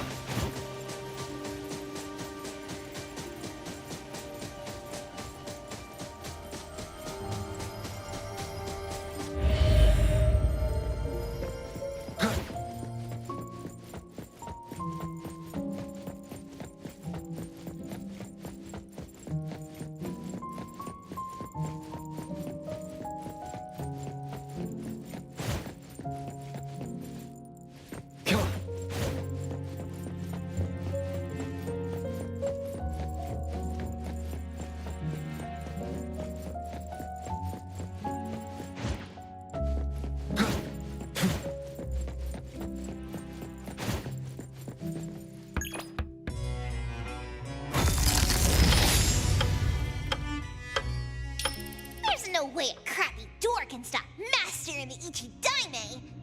This is the only locked room in the whole place! I smell secrets! Do not let your guard down. Be careful. Yes, Master! Another grandfather clock? Ugh, either Lady Dolores is a clock nerd or this anomalous realm is related to the concept of time. Something feels off. Let me look closer. Wait, Natalie. It's the anomaly that attacked Renee. I think it doesn't want to hurt us. We're not its target. Renee is. What was that thing about rule-based anomalies again? It follows rules. It only starts moving at exactly 9 o'clock, and its target is just Renee. You're right. Even if we attack it now, it'd likely be as futile as last night. If Blackbird is right, it only nullifies itself after completing its mission. It's getting closer to 9 o'clock. We need to find Renee as fast as we can. I don't know where everyone else is. I hope she's not alone. Let's search the area first.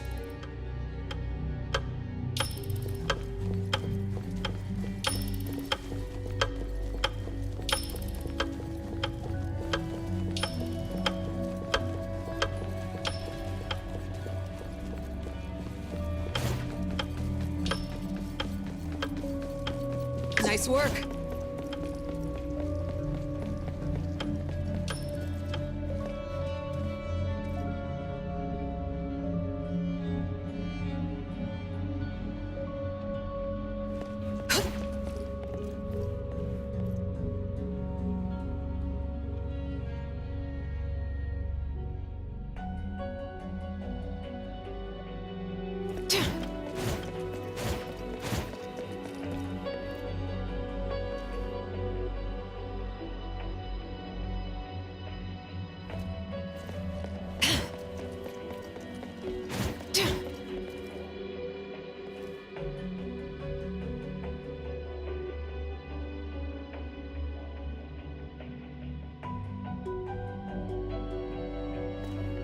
With so many siblings around, the house must be crowded, right?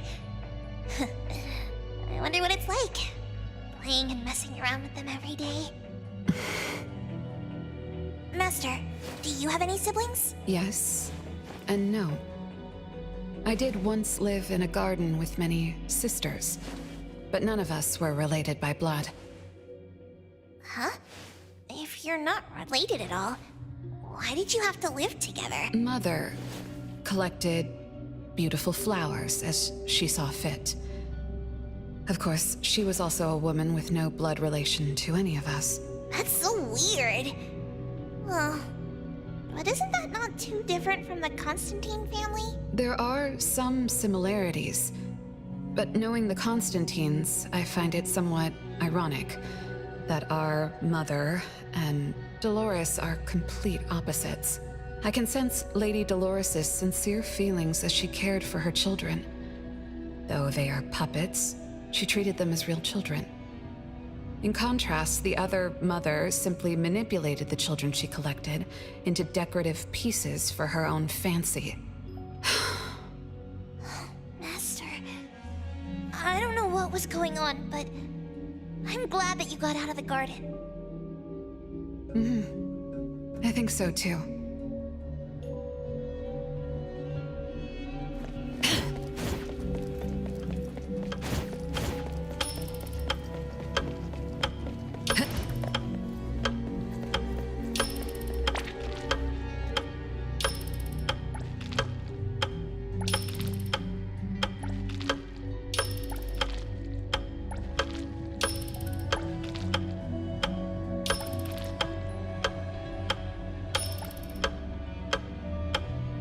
Chances are, Lady Dolores has met her demise. Only Renee's number is different. We won't let it turn into 0. Curse of eternal life, a fallen family, a blank tomorrow. Hints about time are all over the place. Could the numbers represent lifespan? Huh? Let's see. 20,000 days is roughly 50 years. Blackbird also said that the family was gone for about half a century. Wait, does this mean 50 years ago? Renee should have... Based on this line of thought, she should have withered along with the family. But for some reason, Renee still exists in this world. So as the days go by, she's just... racking up life debt? If the debt collector abides by the laws of nature, then I believe you're right. All creatures abide by the laws of nature.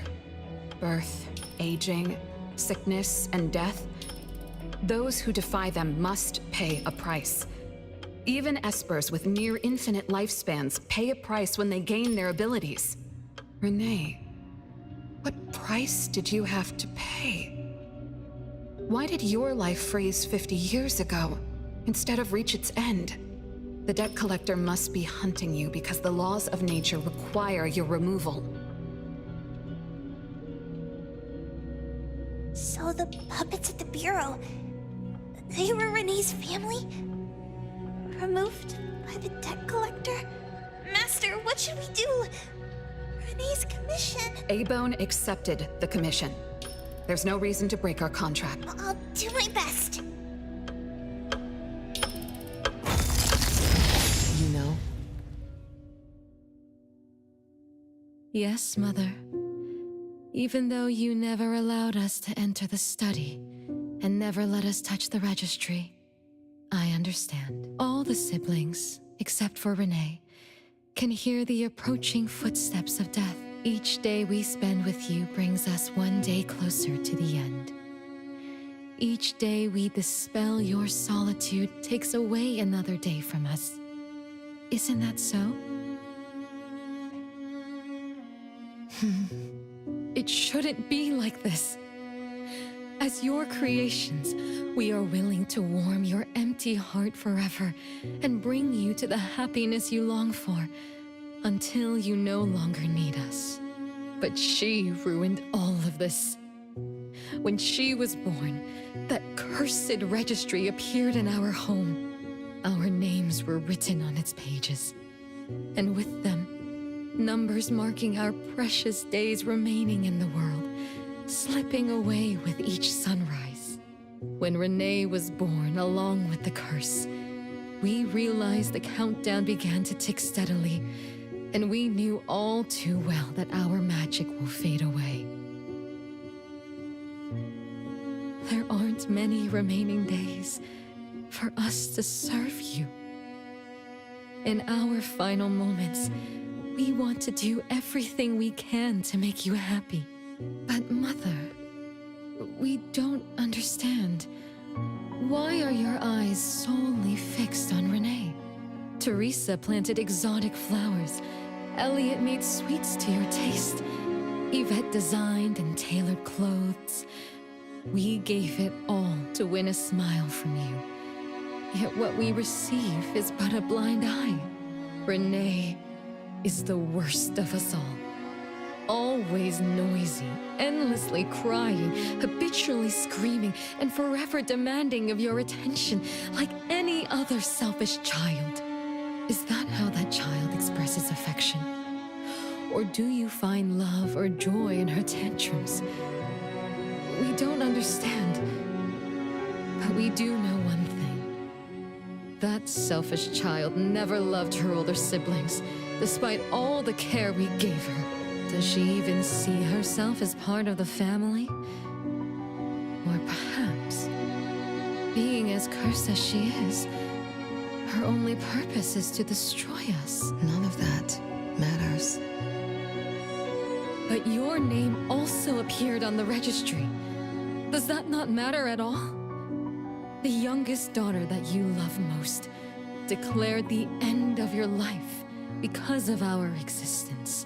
The numbers on the registry representing your life are depleting. When the numbers reach 0, we will fall asleep with nothing left but gratitude. Fortunately, even when the numbers reach 0, you won't pass away. You were long banished from this world by that thing. You have never lived in the present. Even when the clock of fate dictated your end, as long as that thing offers you protection, you exist beyond the laws of nature. Yesterdays, todays, and countless tomorrows are all but the present to you, as you were forever frozen at that moment that thing took effect. Beyond that point, time no longer works on you. In the endless nightmares she brought upon us, this is the only thing we are thankful for. The malicious curse will never harm you. But even so, I won't forgive that child. Ever.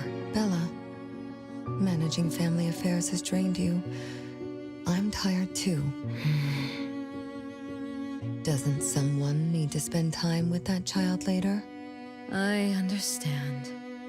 As you wish, Mother. As long as this makes you happy and fulfills your final wish, we'll maintain the facade of harmony until that child's curse destroys us all. No. That can't be right. Did I curse my own family? Am I the bane of my family, causing its ruin? Did I steal Mom's love away from the other siblings? Did I even take away their life? Look at you, denying that you ruined everything. Exactly like before. It shouldn't be like this. You're right, sis. But why me? I love you all from the bottom of my heart. Do you all hate me? If that's true, why were you waiting under the tree to catch me? Love-hate relations in this family are more complicated than you can imagine. But no matter how much you doubt it, you can't deny that everyone here has done so much for you. Teresa prepared gardening tools and took you to plant Mother's favorite flowers to surprise her. But what did you do? You barely scooped some dirt before rushing to Mother for praise. When Mother saw the cuts on your hands from fooling around, she scolded Teresa for giving you hard work. You ran around Elliot each day, saying you desperately wanted to grow as tall as he was. So he managed your diet and made sure you drank milk. But you, just because he worried you'd get cavities and hid the candy jar on a high shelf, you complained to Mother that your brother was giving you a harsh diet. Every time you fell and tore your clothes, someone would mend them meticulously. Nevertheless, you always ignored their efforts and pestered Mother for new clothes. Mother's wish was to have a harmonious family. We were all trying to fulfill that wish, trying not to ruin anything. It would have been so much easier to pretend and spoil you the way Mother did. We could have created the harmonious family Mother wanted, even if it was just a facade. That would have sufficed.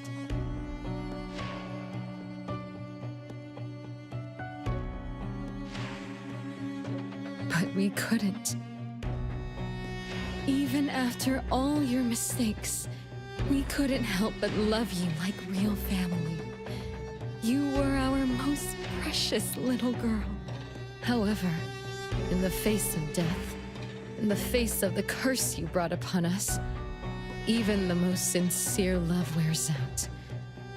From the moment you were born, we've been shrouded in the shadow of your curse. The most unforgivable thing is, Mother, she who brought us into the world was the one to pay the ultimate price.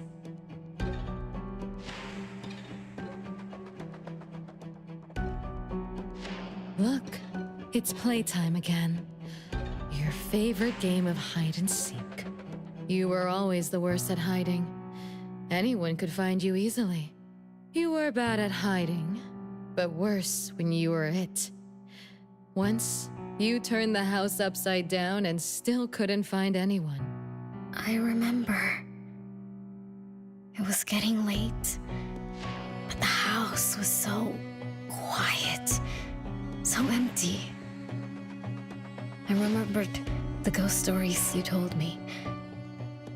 I suddenly felt the paintings were staring at me, and the tables and chairs were slowly moving. I thought you left me behind. You finally remembered. But now, looking at it, the opposite is true. You're the one who abandoned us. When you started wailing that day, we came out of our hiding places. Do you remember what we told you? We are a family, and we'll always be together. That's right. Good girl. Time is up for hide and seek. Once again, you're all alone. Come find us. I'll be it? This time, you have to find all of us. We'll be waiting for you.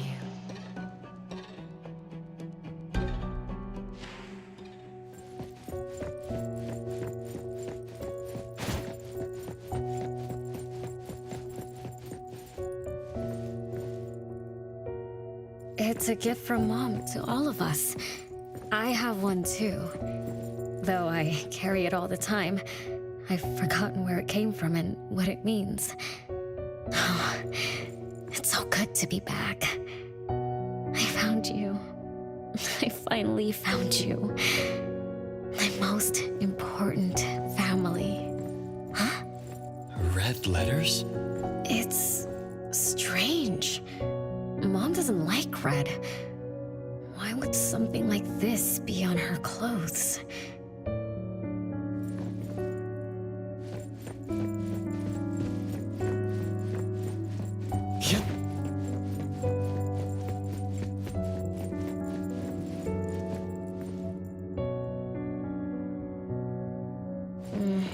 I'm still bothered by those red letters. Aren't they the first letters of names? If they are names, they do match with the voices we heard earlier. But that bright red, it's like a warning. I don't think Mom did this.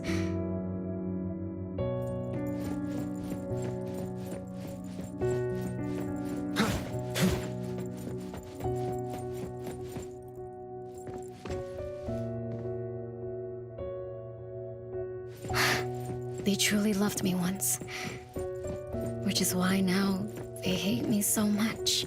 I understand.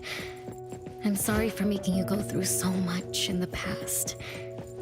I'm sorry I'm only learning this just now. But I'm grateful that I finally do. Big brothers and sisters, what can I do for you? I came back here because there was something I can do. Right?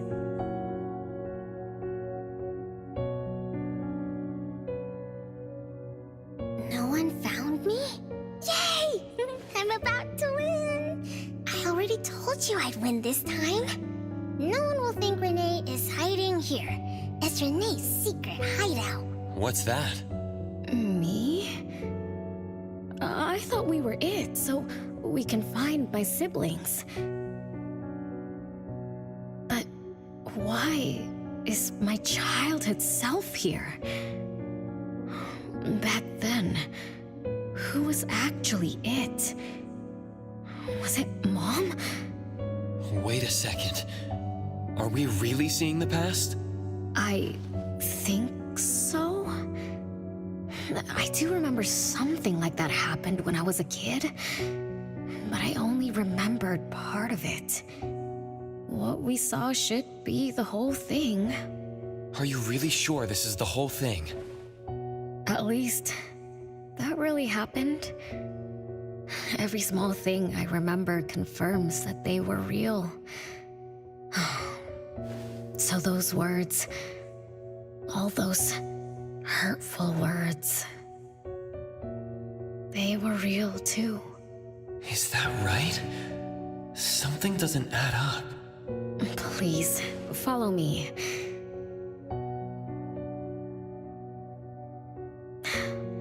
That's my hideout.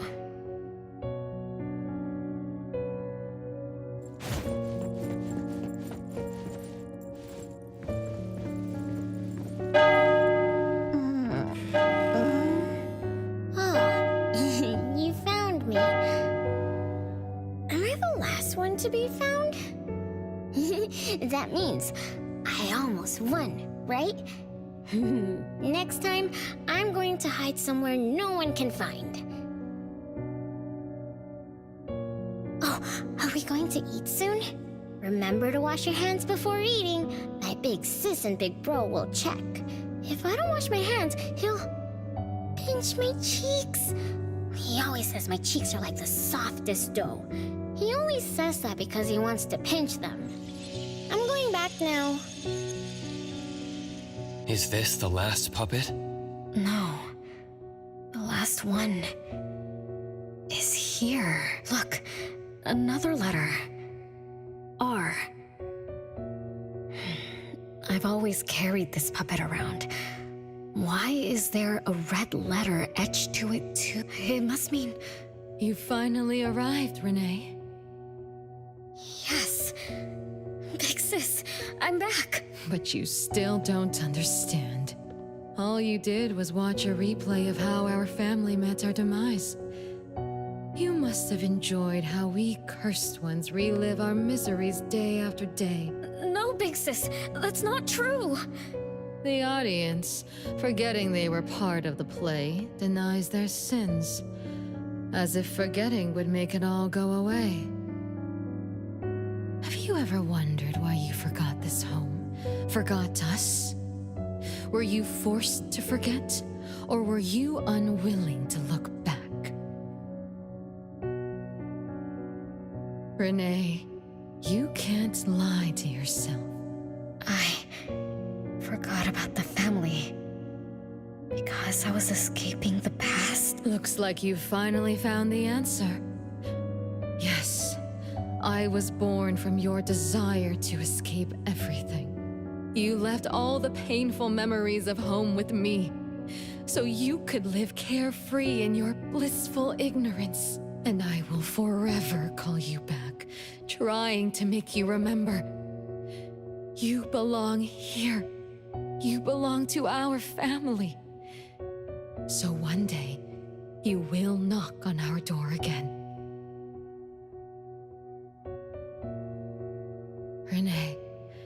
Renee, what feelings do you carry as you come home? Now that you remember what happened when we were children, now that you know of the curse you cast upon us, are you shaken?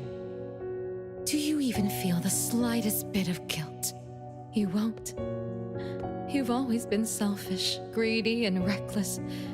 You betrayed the very purpose we were born to follow. To love Mother, to be with Mother, and exist only to fulfill her wishes.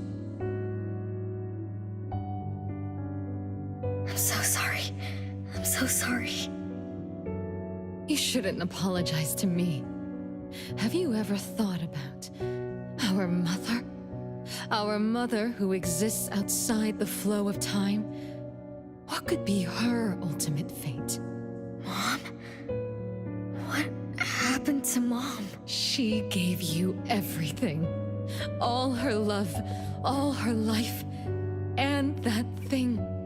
Her eternal present, which would have sustained Mother's immortality.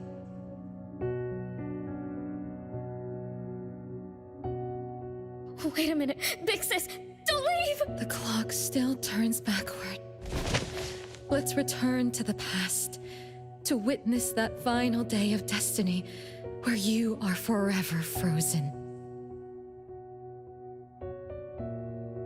Come then, child of betrayal.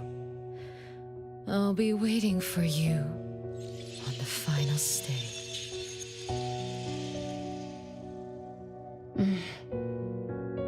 Yes. I betrayed this family. I lived in a daze. Left my family behind. Just to forget my own sins and escape from my endless guilt. That sin. An unforgivable betrayal. I lived for so long, without purpose. Until today. Renee? Look. This is the message my siblings left behind. I'm not just the cursed child. I also betrayed this home. Betrayed everyone. Betrayed Mom. But my family is still calling out to me. I still have a chance, right? If only I could go back to the past. Back to that last day at home. There's only 2 hours left. I need to find a solution soon. I should talk to Renee about what just happened. 7 o'clock. Time for dinner. Renee? Wait, where are you going to? Oh, hurry, hurry. The food's getting cold. Food getting cold? I can't keep Mom waiting for too long. I can't make her sad. Renee! That is not allowed. Absolutely not. I can't get to Renee. She's completely lost in the past. Let me organize the clues I've gathered so far. Could the curse in this family be the rule-based anomaly that attacks Renee every night? After all, Renee and her siblings likely aren't entities that abide by the laws of nature. It does make sense to be targeted for that reason. But if that's the case, why does the anomaly only appear when Renee wakes up? Shouldn't the anomaly that enforces the laws of nature have appeared with the first child? Can we really trust this? Bella? Something's not right. Also, why does the puppet Renee carry also have a red letter on it? Are these things caused by the anomalous realm? Or perhaps someone, an Esper, orchestrated all of this? Is that Bella really a shadow from the past? Anyway, I should catch up with Renee.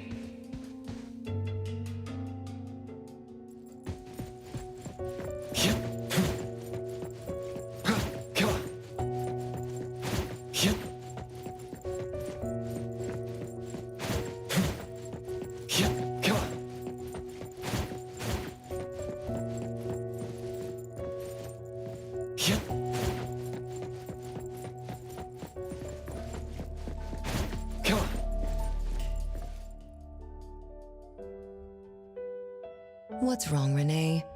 You haven't eaten much. Big Bro's cooking is great. I'm just not hungry. The Mighty King looks tired. He's not moving at all. Won't even sing anymore. Your little cricket? Yeah, my favorite one. Did the Mighty King die? He was still wiggling his whiskers around confidently yesterday.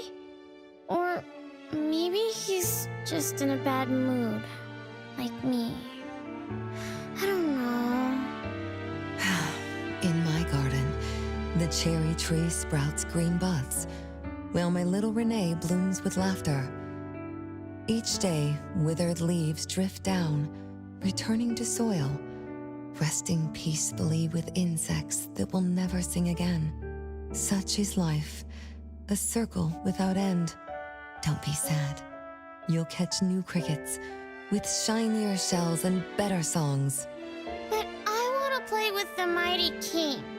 He's been with me for a long, long time. Is there anything after death?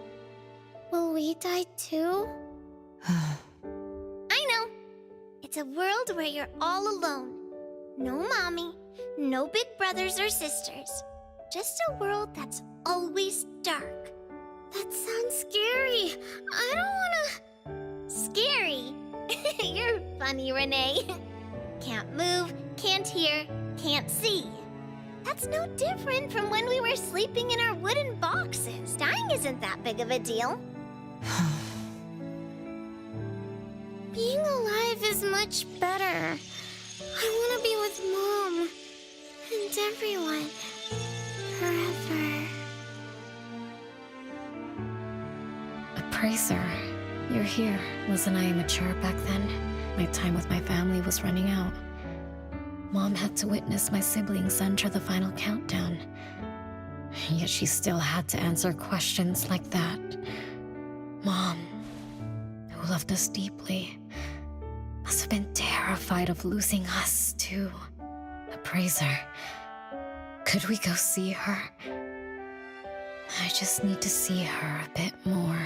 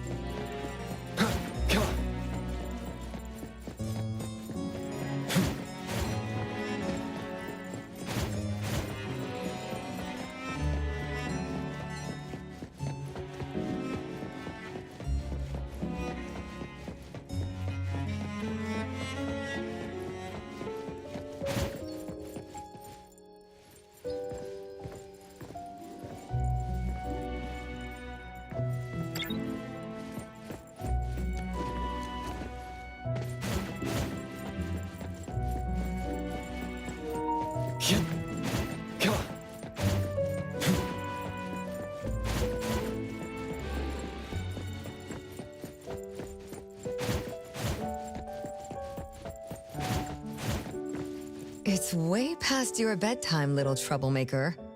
I can't sleep.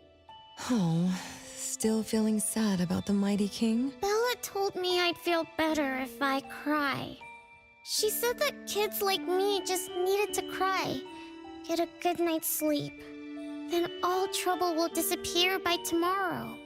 She said that no matter how sad she felt, she could never cry. So she was jealous that I could. Why can't Bella ever cry? Mama is the same. Huh? Why? Is it because you were grown-ups? Because grown-ups are strong? Mom and Sis work so hard for every chore in the house. I want to grow up soon to help you. I'll grow as tall as Mom wants. Oh, if you want to grow tall soon, you can't be picky about food.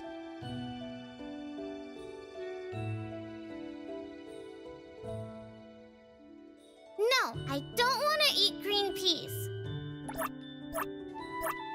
Mom and Sis work so... Oh, if you want to grow tall soon, you can't be picky about food. No, I don't want wanna eat green. All right now, Mama will tell you a story and put you to bed. You'll grow fast as long as you sleep, okay? Are you continuing yesterday's story? No, tonight I'm telling you a story that no one has ever heard before. Once upon a time, there was a carpenter living in the royal city. Her skill was beyond compare. People said she had the magic to breathe life into wood. If she wanted to, those lifelike puppets she created could become alive. The old carpenter loved crafting, but she was facing a most difficult challenge. As she grew older, her eyesight was no longer as sharp, and her hand that held the carving knife wouldn't stay still. Could that be the end? She remembered what people said about her. If she was as good as they say, couldn't she craft her own assistant? She made up her mind, then began to work. What should a perfect child, a real child, have? He should have the strongest body. The child was born. He was sturdy, yet nimble. And once his spring is sprung, he could run 2 laps in the royal city with no one able to keep up. Everyone congratulated the old carpenter, but she shook her head and said, "No, this isn't a real child." What should a perfect child, a real child, have? He should have the most beautiful face. The child was born. His beauty caught everyone's eyes. The king invited him to dance at the palace for foreign guests. Everyone congratulated the old carpenter, but she shook her head and said, "No, this isn't a real child." What should a perfect child, a real child, have? More puppets were born from the old carpenter's hands. An entertainer who could make children burst into laughter. A grand magician with unpredictable tricks. But no, she shook her head and said, "No, these aren't real children." One night, the old carpenter sat at her workbench, designing the blueprints for her next child. All the puppets quietly stood by her. Suddenly she shivered. The window wasn't closed shut. The howling wind swept away all the warmth from the room. The old carpenter stood up to shut the window, then went to the fireplace for warmth. For a moment, she had an idea she didn't fully understand. Perhaps the dancing candlelight added some warmth to the puppets' faces. She realized that puppets get cold too. The old carpenter took off her scarf and picked up the blanket from her lap. She made sure all the puppets were snug and warm, then went back to her table. Her pencil swooshed around as she began sketching. Soon, a puppet took shape on the paper. She picked up her knife and began carving on the most ordinary piece of wood. Soon enough, a new puppet was sitting on her workbench. There was nothing special about it, but the old carpenter let out a satisfied sigh, as if she completed a masterpiece. She leaned down to kiss the puppet's forehead gently, just like an ordinary goodnight kiss from a mother. Then did the same to the other ones. After that, the old carpenter went to bed and slept peacefully. The next morning, she woke up with someone kissing her forehead. She opened her eyes to find a child, a real child, smiling at her. Whoa. Why did the last puppet turn into a real child? What magic did the old carpenter use? What do you think? I understand. A little. But also don't get it at all. Is that so? It's okay. Oh, it's getting late. Good kids should be sleeping now. Mom, I'm scared.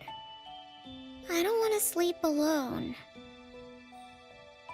I'm worried that if I do, I won't see you and my siblings after I wake up. Isn't it better to be alive? You really are different from your siblings. Being alive is good. But what exactly makes it good? I can eat meals with my family, while play hide and seek, and listen to Mom's stories every night before I sleep. How wonderful! Mom, don't you think days like these are wonderful too? You're right. This is the best life being with you. The best times in Mama's life is when I spend time together with you, my family. No, it's not. When I grow up and can do so much more, that's when it'll be Mom's best time. By then, I'll be so tall that Mom will be surprised. I'll be able to reach whatever Mom needs to reach. Then I'm going to learn how to drive. I'll definitely be the first one in our family to drive. Once I learn, I'll take our whole family on picnics. When I grow up, I also want to... Mom.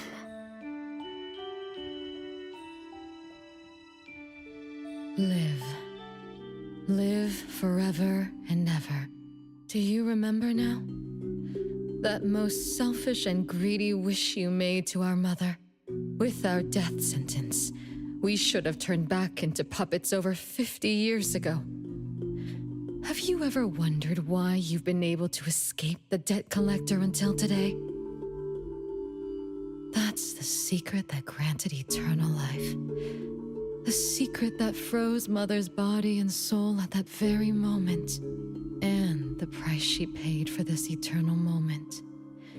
Exiling herself out of the mortal world, living without worry or care, without joy or sorrow, without thought or feeling. She should have been enjoying her unmoving life, and we should have been nothing but puppets she made on a whim, with the sole purpose to serve as her children. All we had to do was live under Mother's roof, love her, be loyal to her, and fulfill all her wishes. It should have been that way, even when faced with the registry, faced with the curse you invited. All we could do was to give everything we got and do our best to fulfill our mission until the countdown ends. But what about you?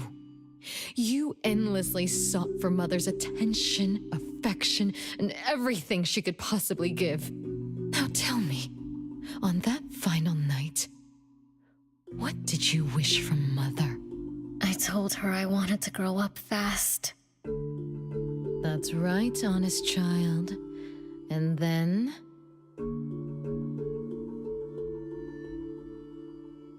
So, Mom gave it to me. Her eternal present. No, it shouldn't be like this. I didn't know. What have I done?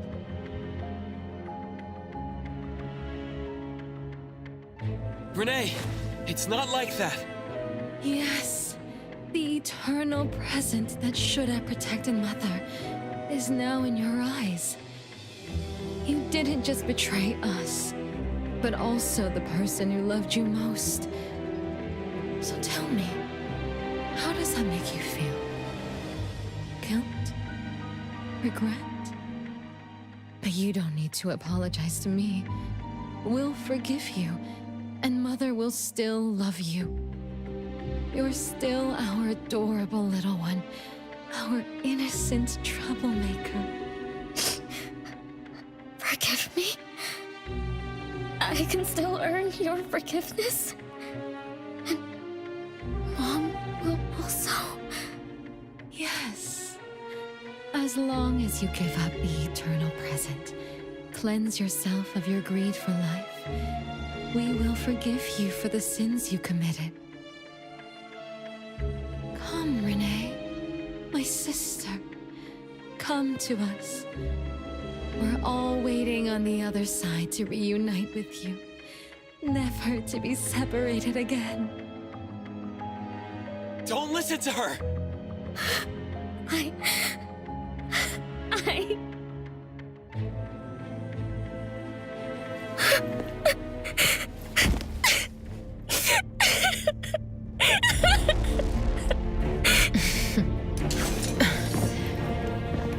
Who exactly are you?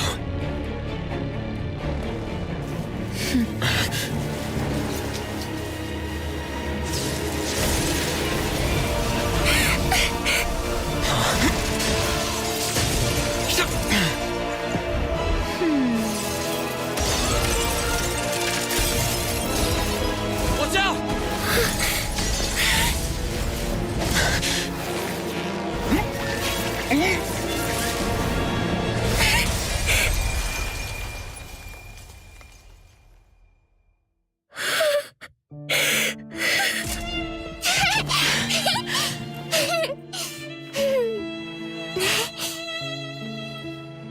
Remember to get to bed early and eat your veggies.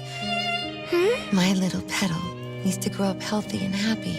Don't forget Mama after you grow up, okay? What is life? Promise me you'll find the answer for me, okay?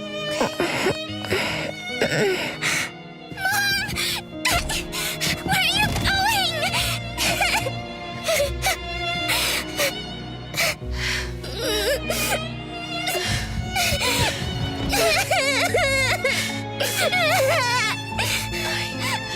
I don't need you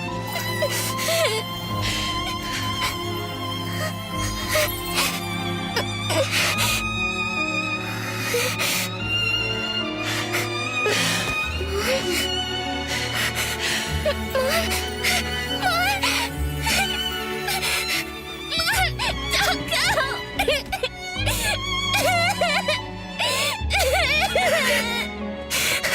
It's all my fault.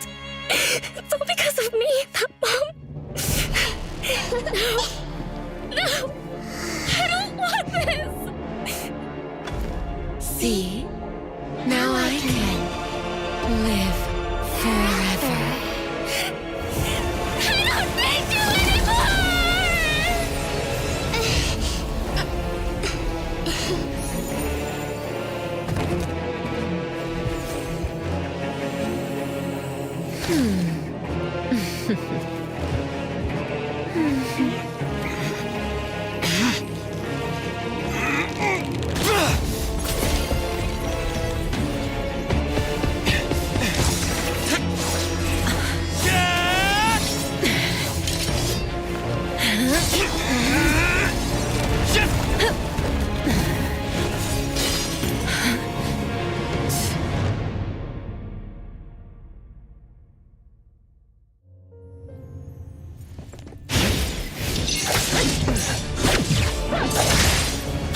Engraved! Hatred, resentment, fierce emotion. Does it engulf and Watch the timing!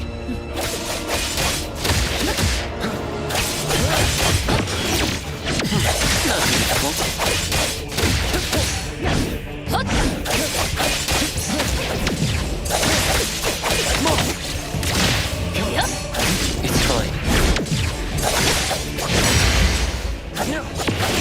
Feeling good. Fate splinter and fracture!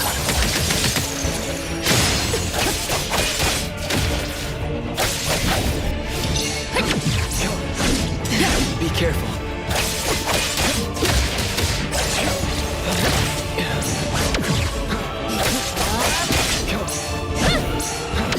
Not too bad.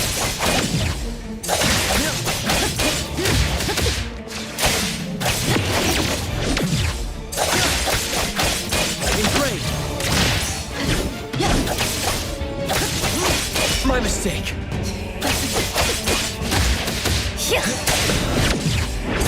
Divide. By zero!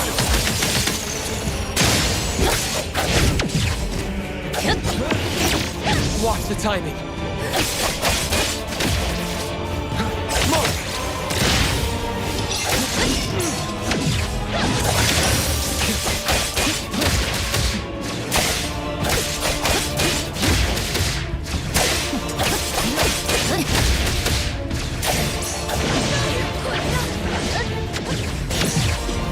Feeling good. Let me show you something. Engraved!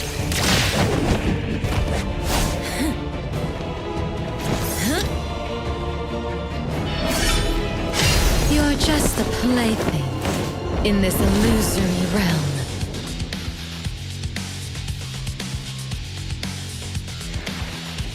Yep.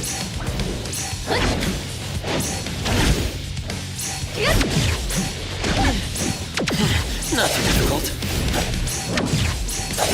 Entertain me with your strokes. Once I'm born, I'll bury you in this scarlet forest.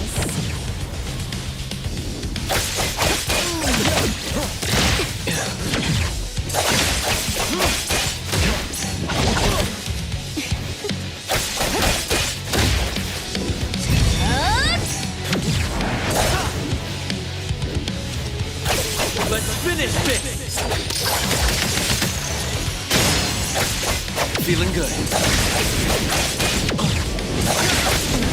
Great.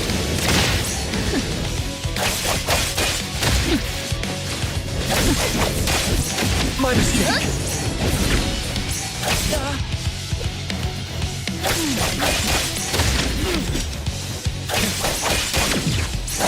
Watch the timing.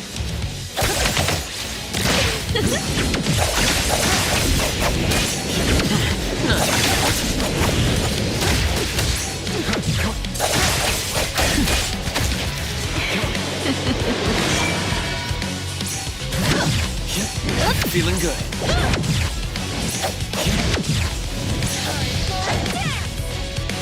Mark. Yeah. My mistake.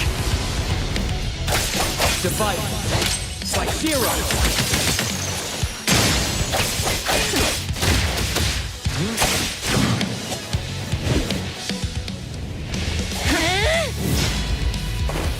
You. I won't let you do this! Such arrogance!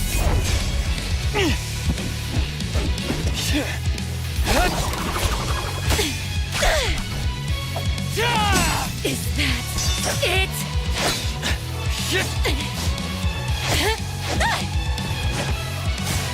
Come again! As you win! Interesting. Unfortunately, this is the end! Cower before me!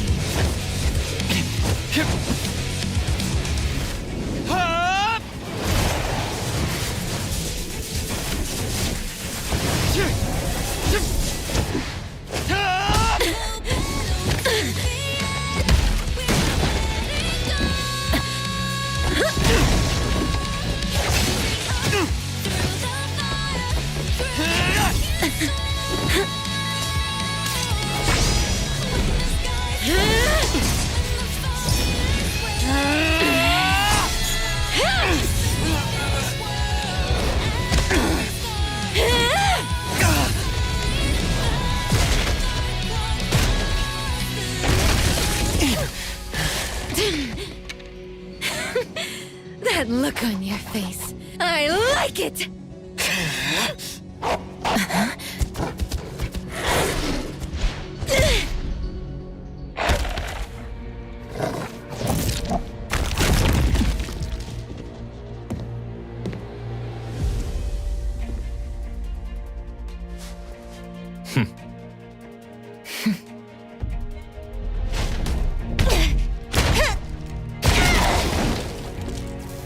So you're the one behind all this!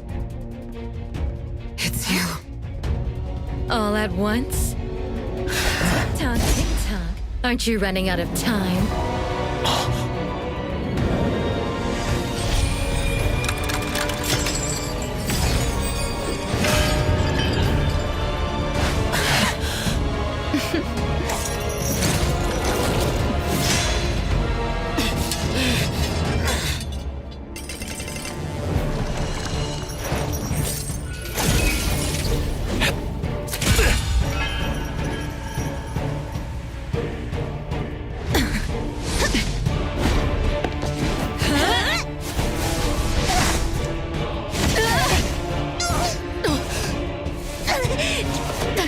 You're slower, Daffodil. Is this little cutie distracting you? I wonder when she dies, she'd be just as charming!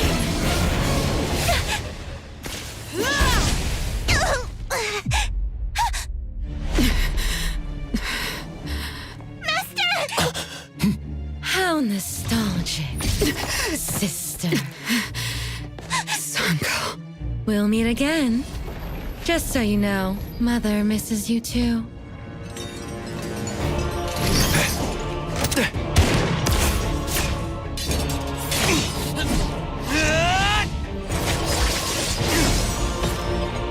Daffodil! I'm fine.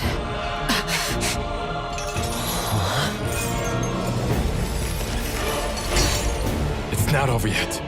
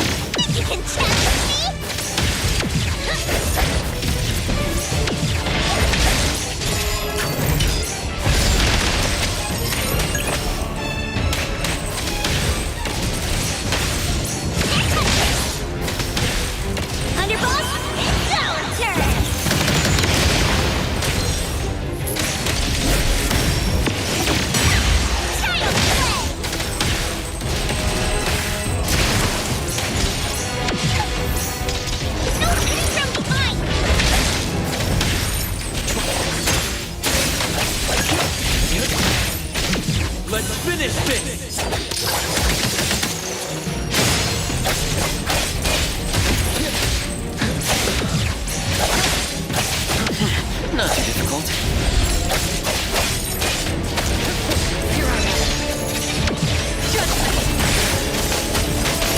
Thousand eyes, awaken!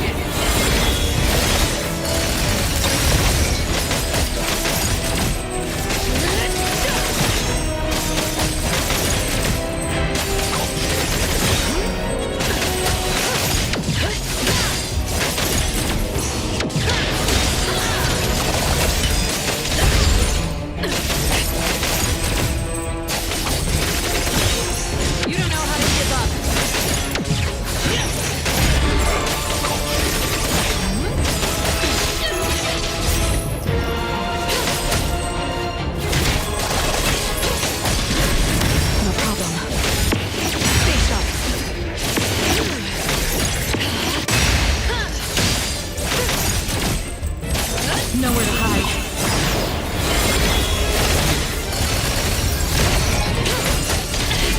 I get a great. That makes a great.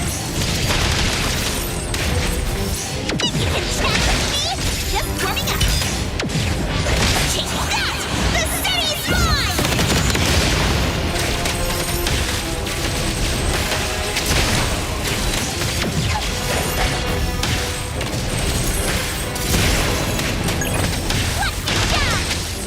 I will see through the Nexus. Good! Fate splinter and fracture!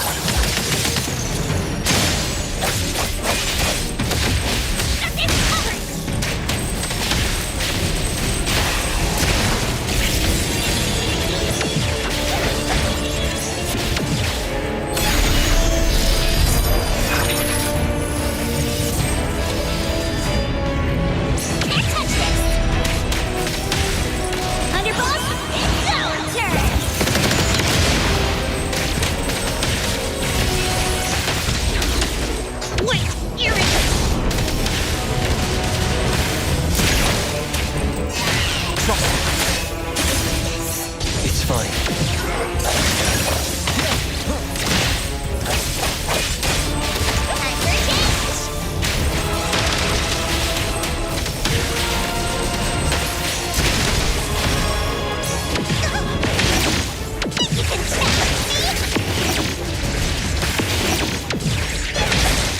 Nice work.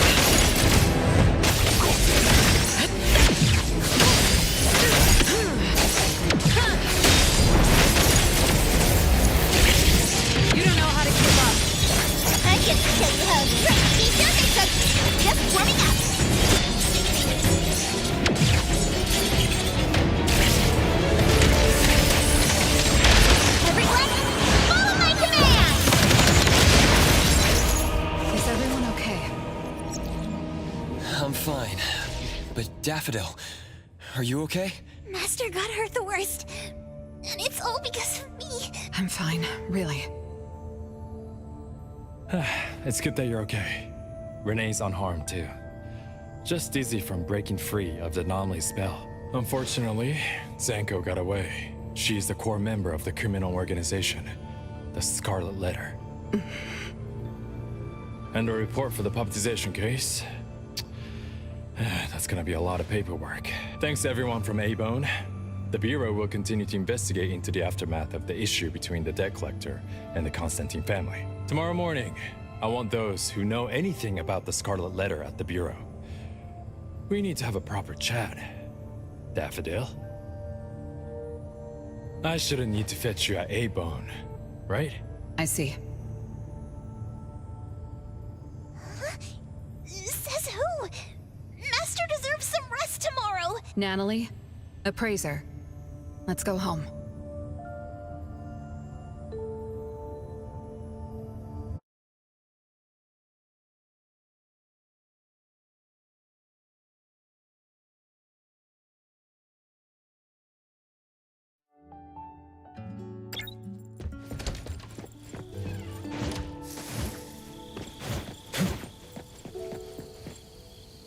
How are your wounds? You should rest earlier tonight. It'll be fine soon. And how are you? Are you okay? Her Esper ability can affect people's minds through auditory and visual hallucinations. I see. So all the stuff Renee and I saw were illusions layered on top of the debt collector's anomalous realm. Or rather, an illusory world tailor-made to her understanding of Renee, after thoroughly excavating Renee's thoughts and feelings. In other words, Zanko used her Esper ability to alter the family's history, making Renee believe she was responsible for her family's deaths, leading her to voluntarily give up her eternal present. The eternal present probably requires the owner's verbal consent before it can detach itself. An anomaly that can grant its host immortality must be incredibly rare. The Scarlet Letter has acquired more than one rare anomaly. The incident at the Abisu auction was also their doing. With these reckless hits, it's like the Scarlet Letter is announcing their arrival at Hetero. This is just what their leader, Madame T, will do to demonstrate her superiority. Lady T... Is she the mother Zanko spoke of? When she said mother misses you too, could it be? I should have killed her back then. So, Zanko used Scarlet Letters to spell betrayer.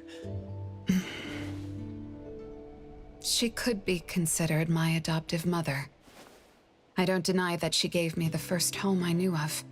It's true. I was once a member of the Scarlet Letter. No wonder Chaos spoke like that. He must have known that Daffodil was a member of the Scarlet Letter, the criminal organization he's pursuing. So Zanko went through all this trouble just to get the Bureau's attention? Hey, what matters now is that you're Daffodil from the A-Bone Antique Shop. Thank you.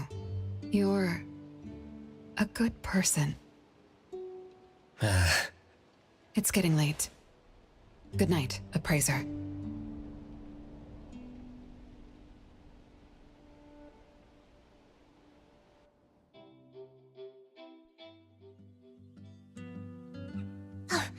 Appraiser, have you seen Master? Daffodil isn't here? She's been gone this morning, and hasn't come back. Maybe she is assisting the Bureau. For that long? We're here, the A-Bone Antique Shop. Appraiser, Natalie, good morning. Renee! How are you feeling? And this is? This is Linko from ETD6. Oh, so Chaos is handing Renee over to ETD6 to take care of. Hello there. Take care of? We were just going in the same direction. Linko also has something to do at A-Bone, so I gave her a ride when we left the bureau. Linko, you have some business here? Mm-hmm. I do have stuff to do. What are you up to?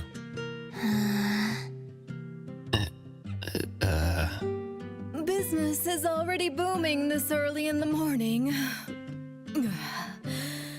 How wonderful. What was I here for again? Tisk, you dummy! Don't tell me you forgot what you were supposed to deliver! Oh, right. The delivery. Thank you, Xiaojun. Whoa! What's this?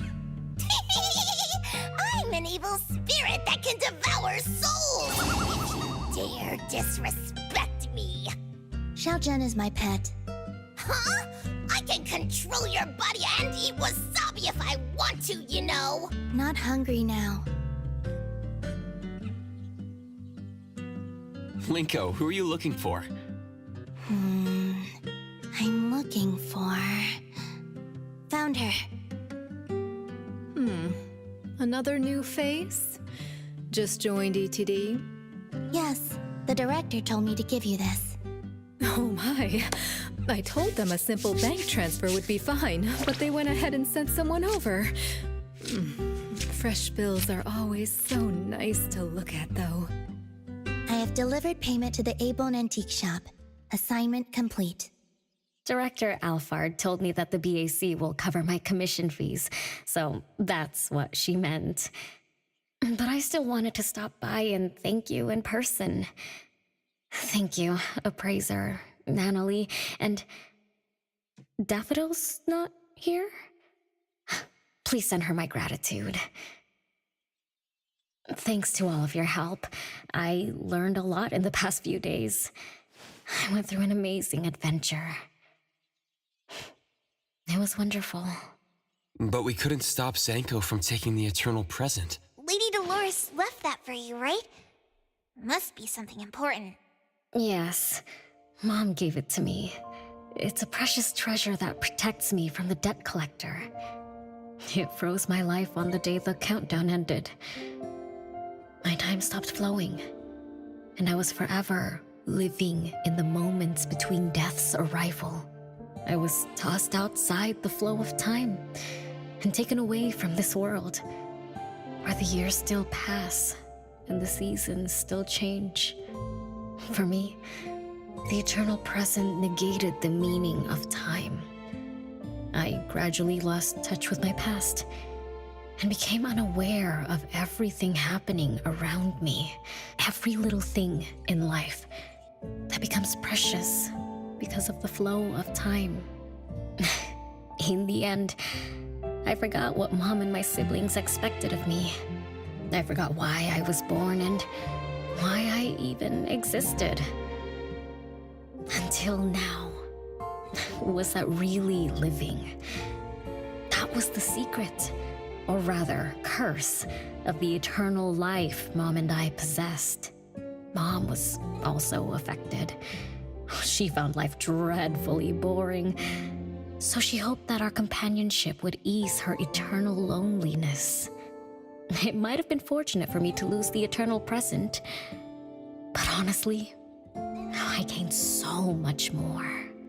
Most importantly, you helped me remember things from the past, and I finally found myself. That feels so great. I suppose I went through a rebirth, right? I'm so happy for you, Renee. What about the debt collector? Don't worry, I have a solution. Well, in addition, to make the most of this precious rebirth, I've decided to travel around the world. I'll probably leave Hethero for a very, very long time. So for each and every day ahead, I wish you good morning, good afternoon, and good evening.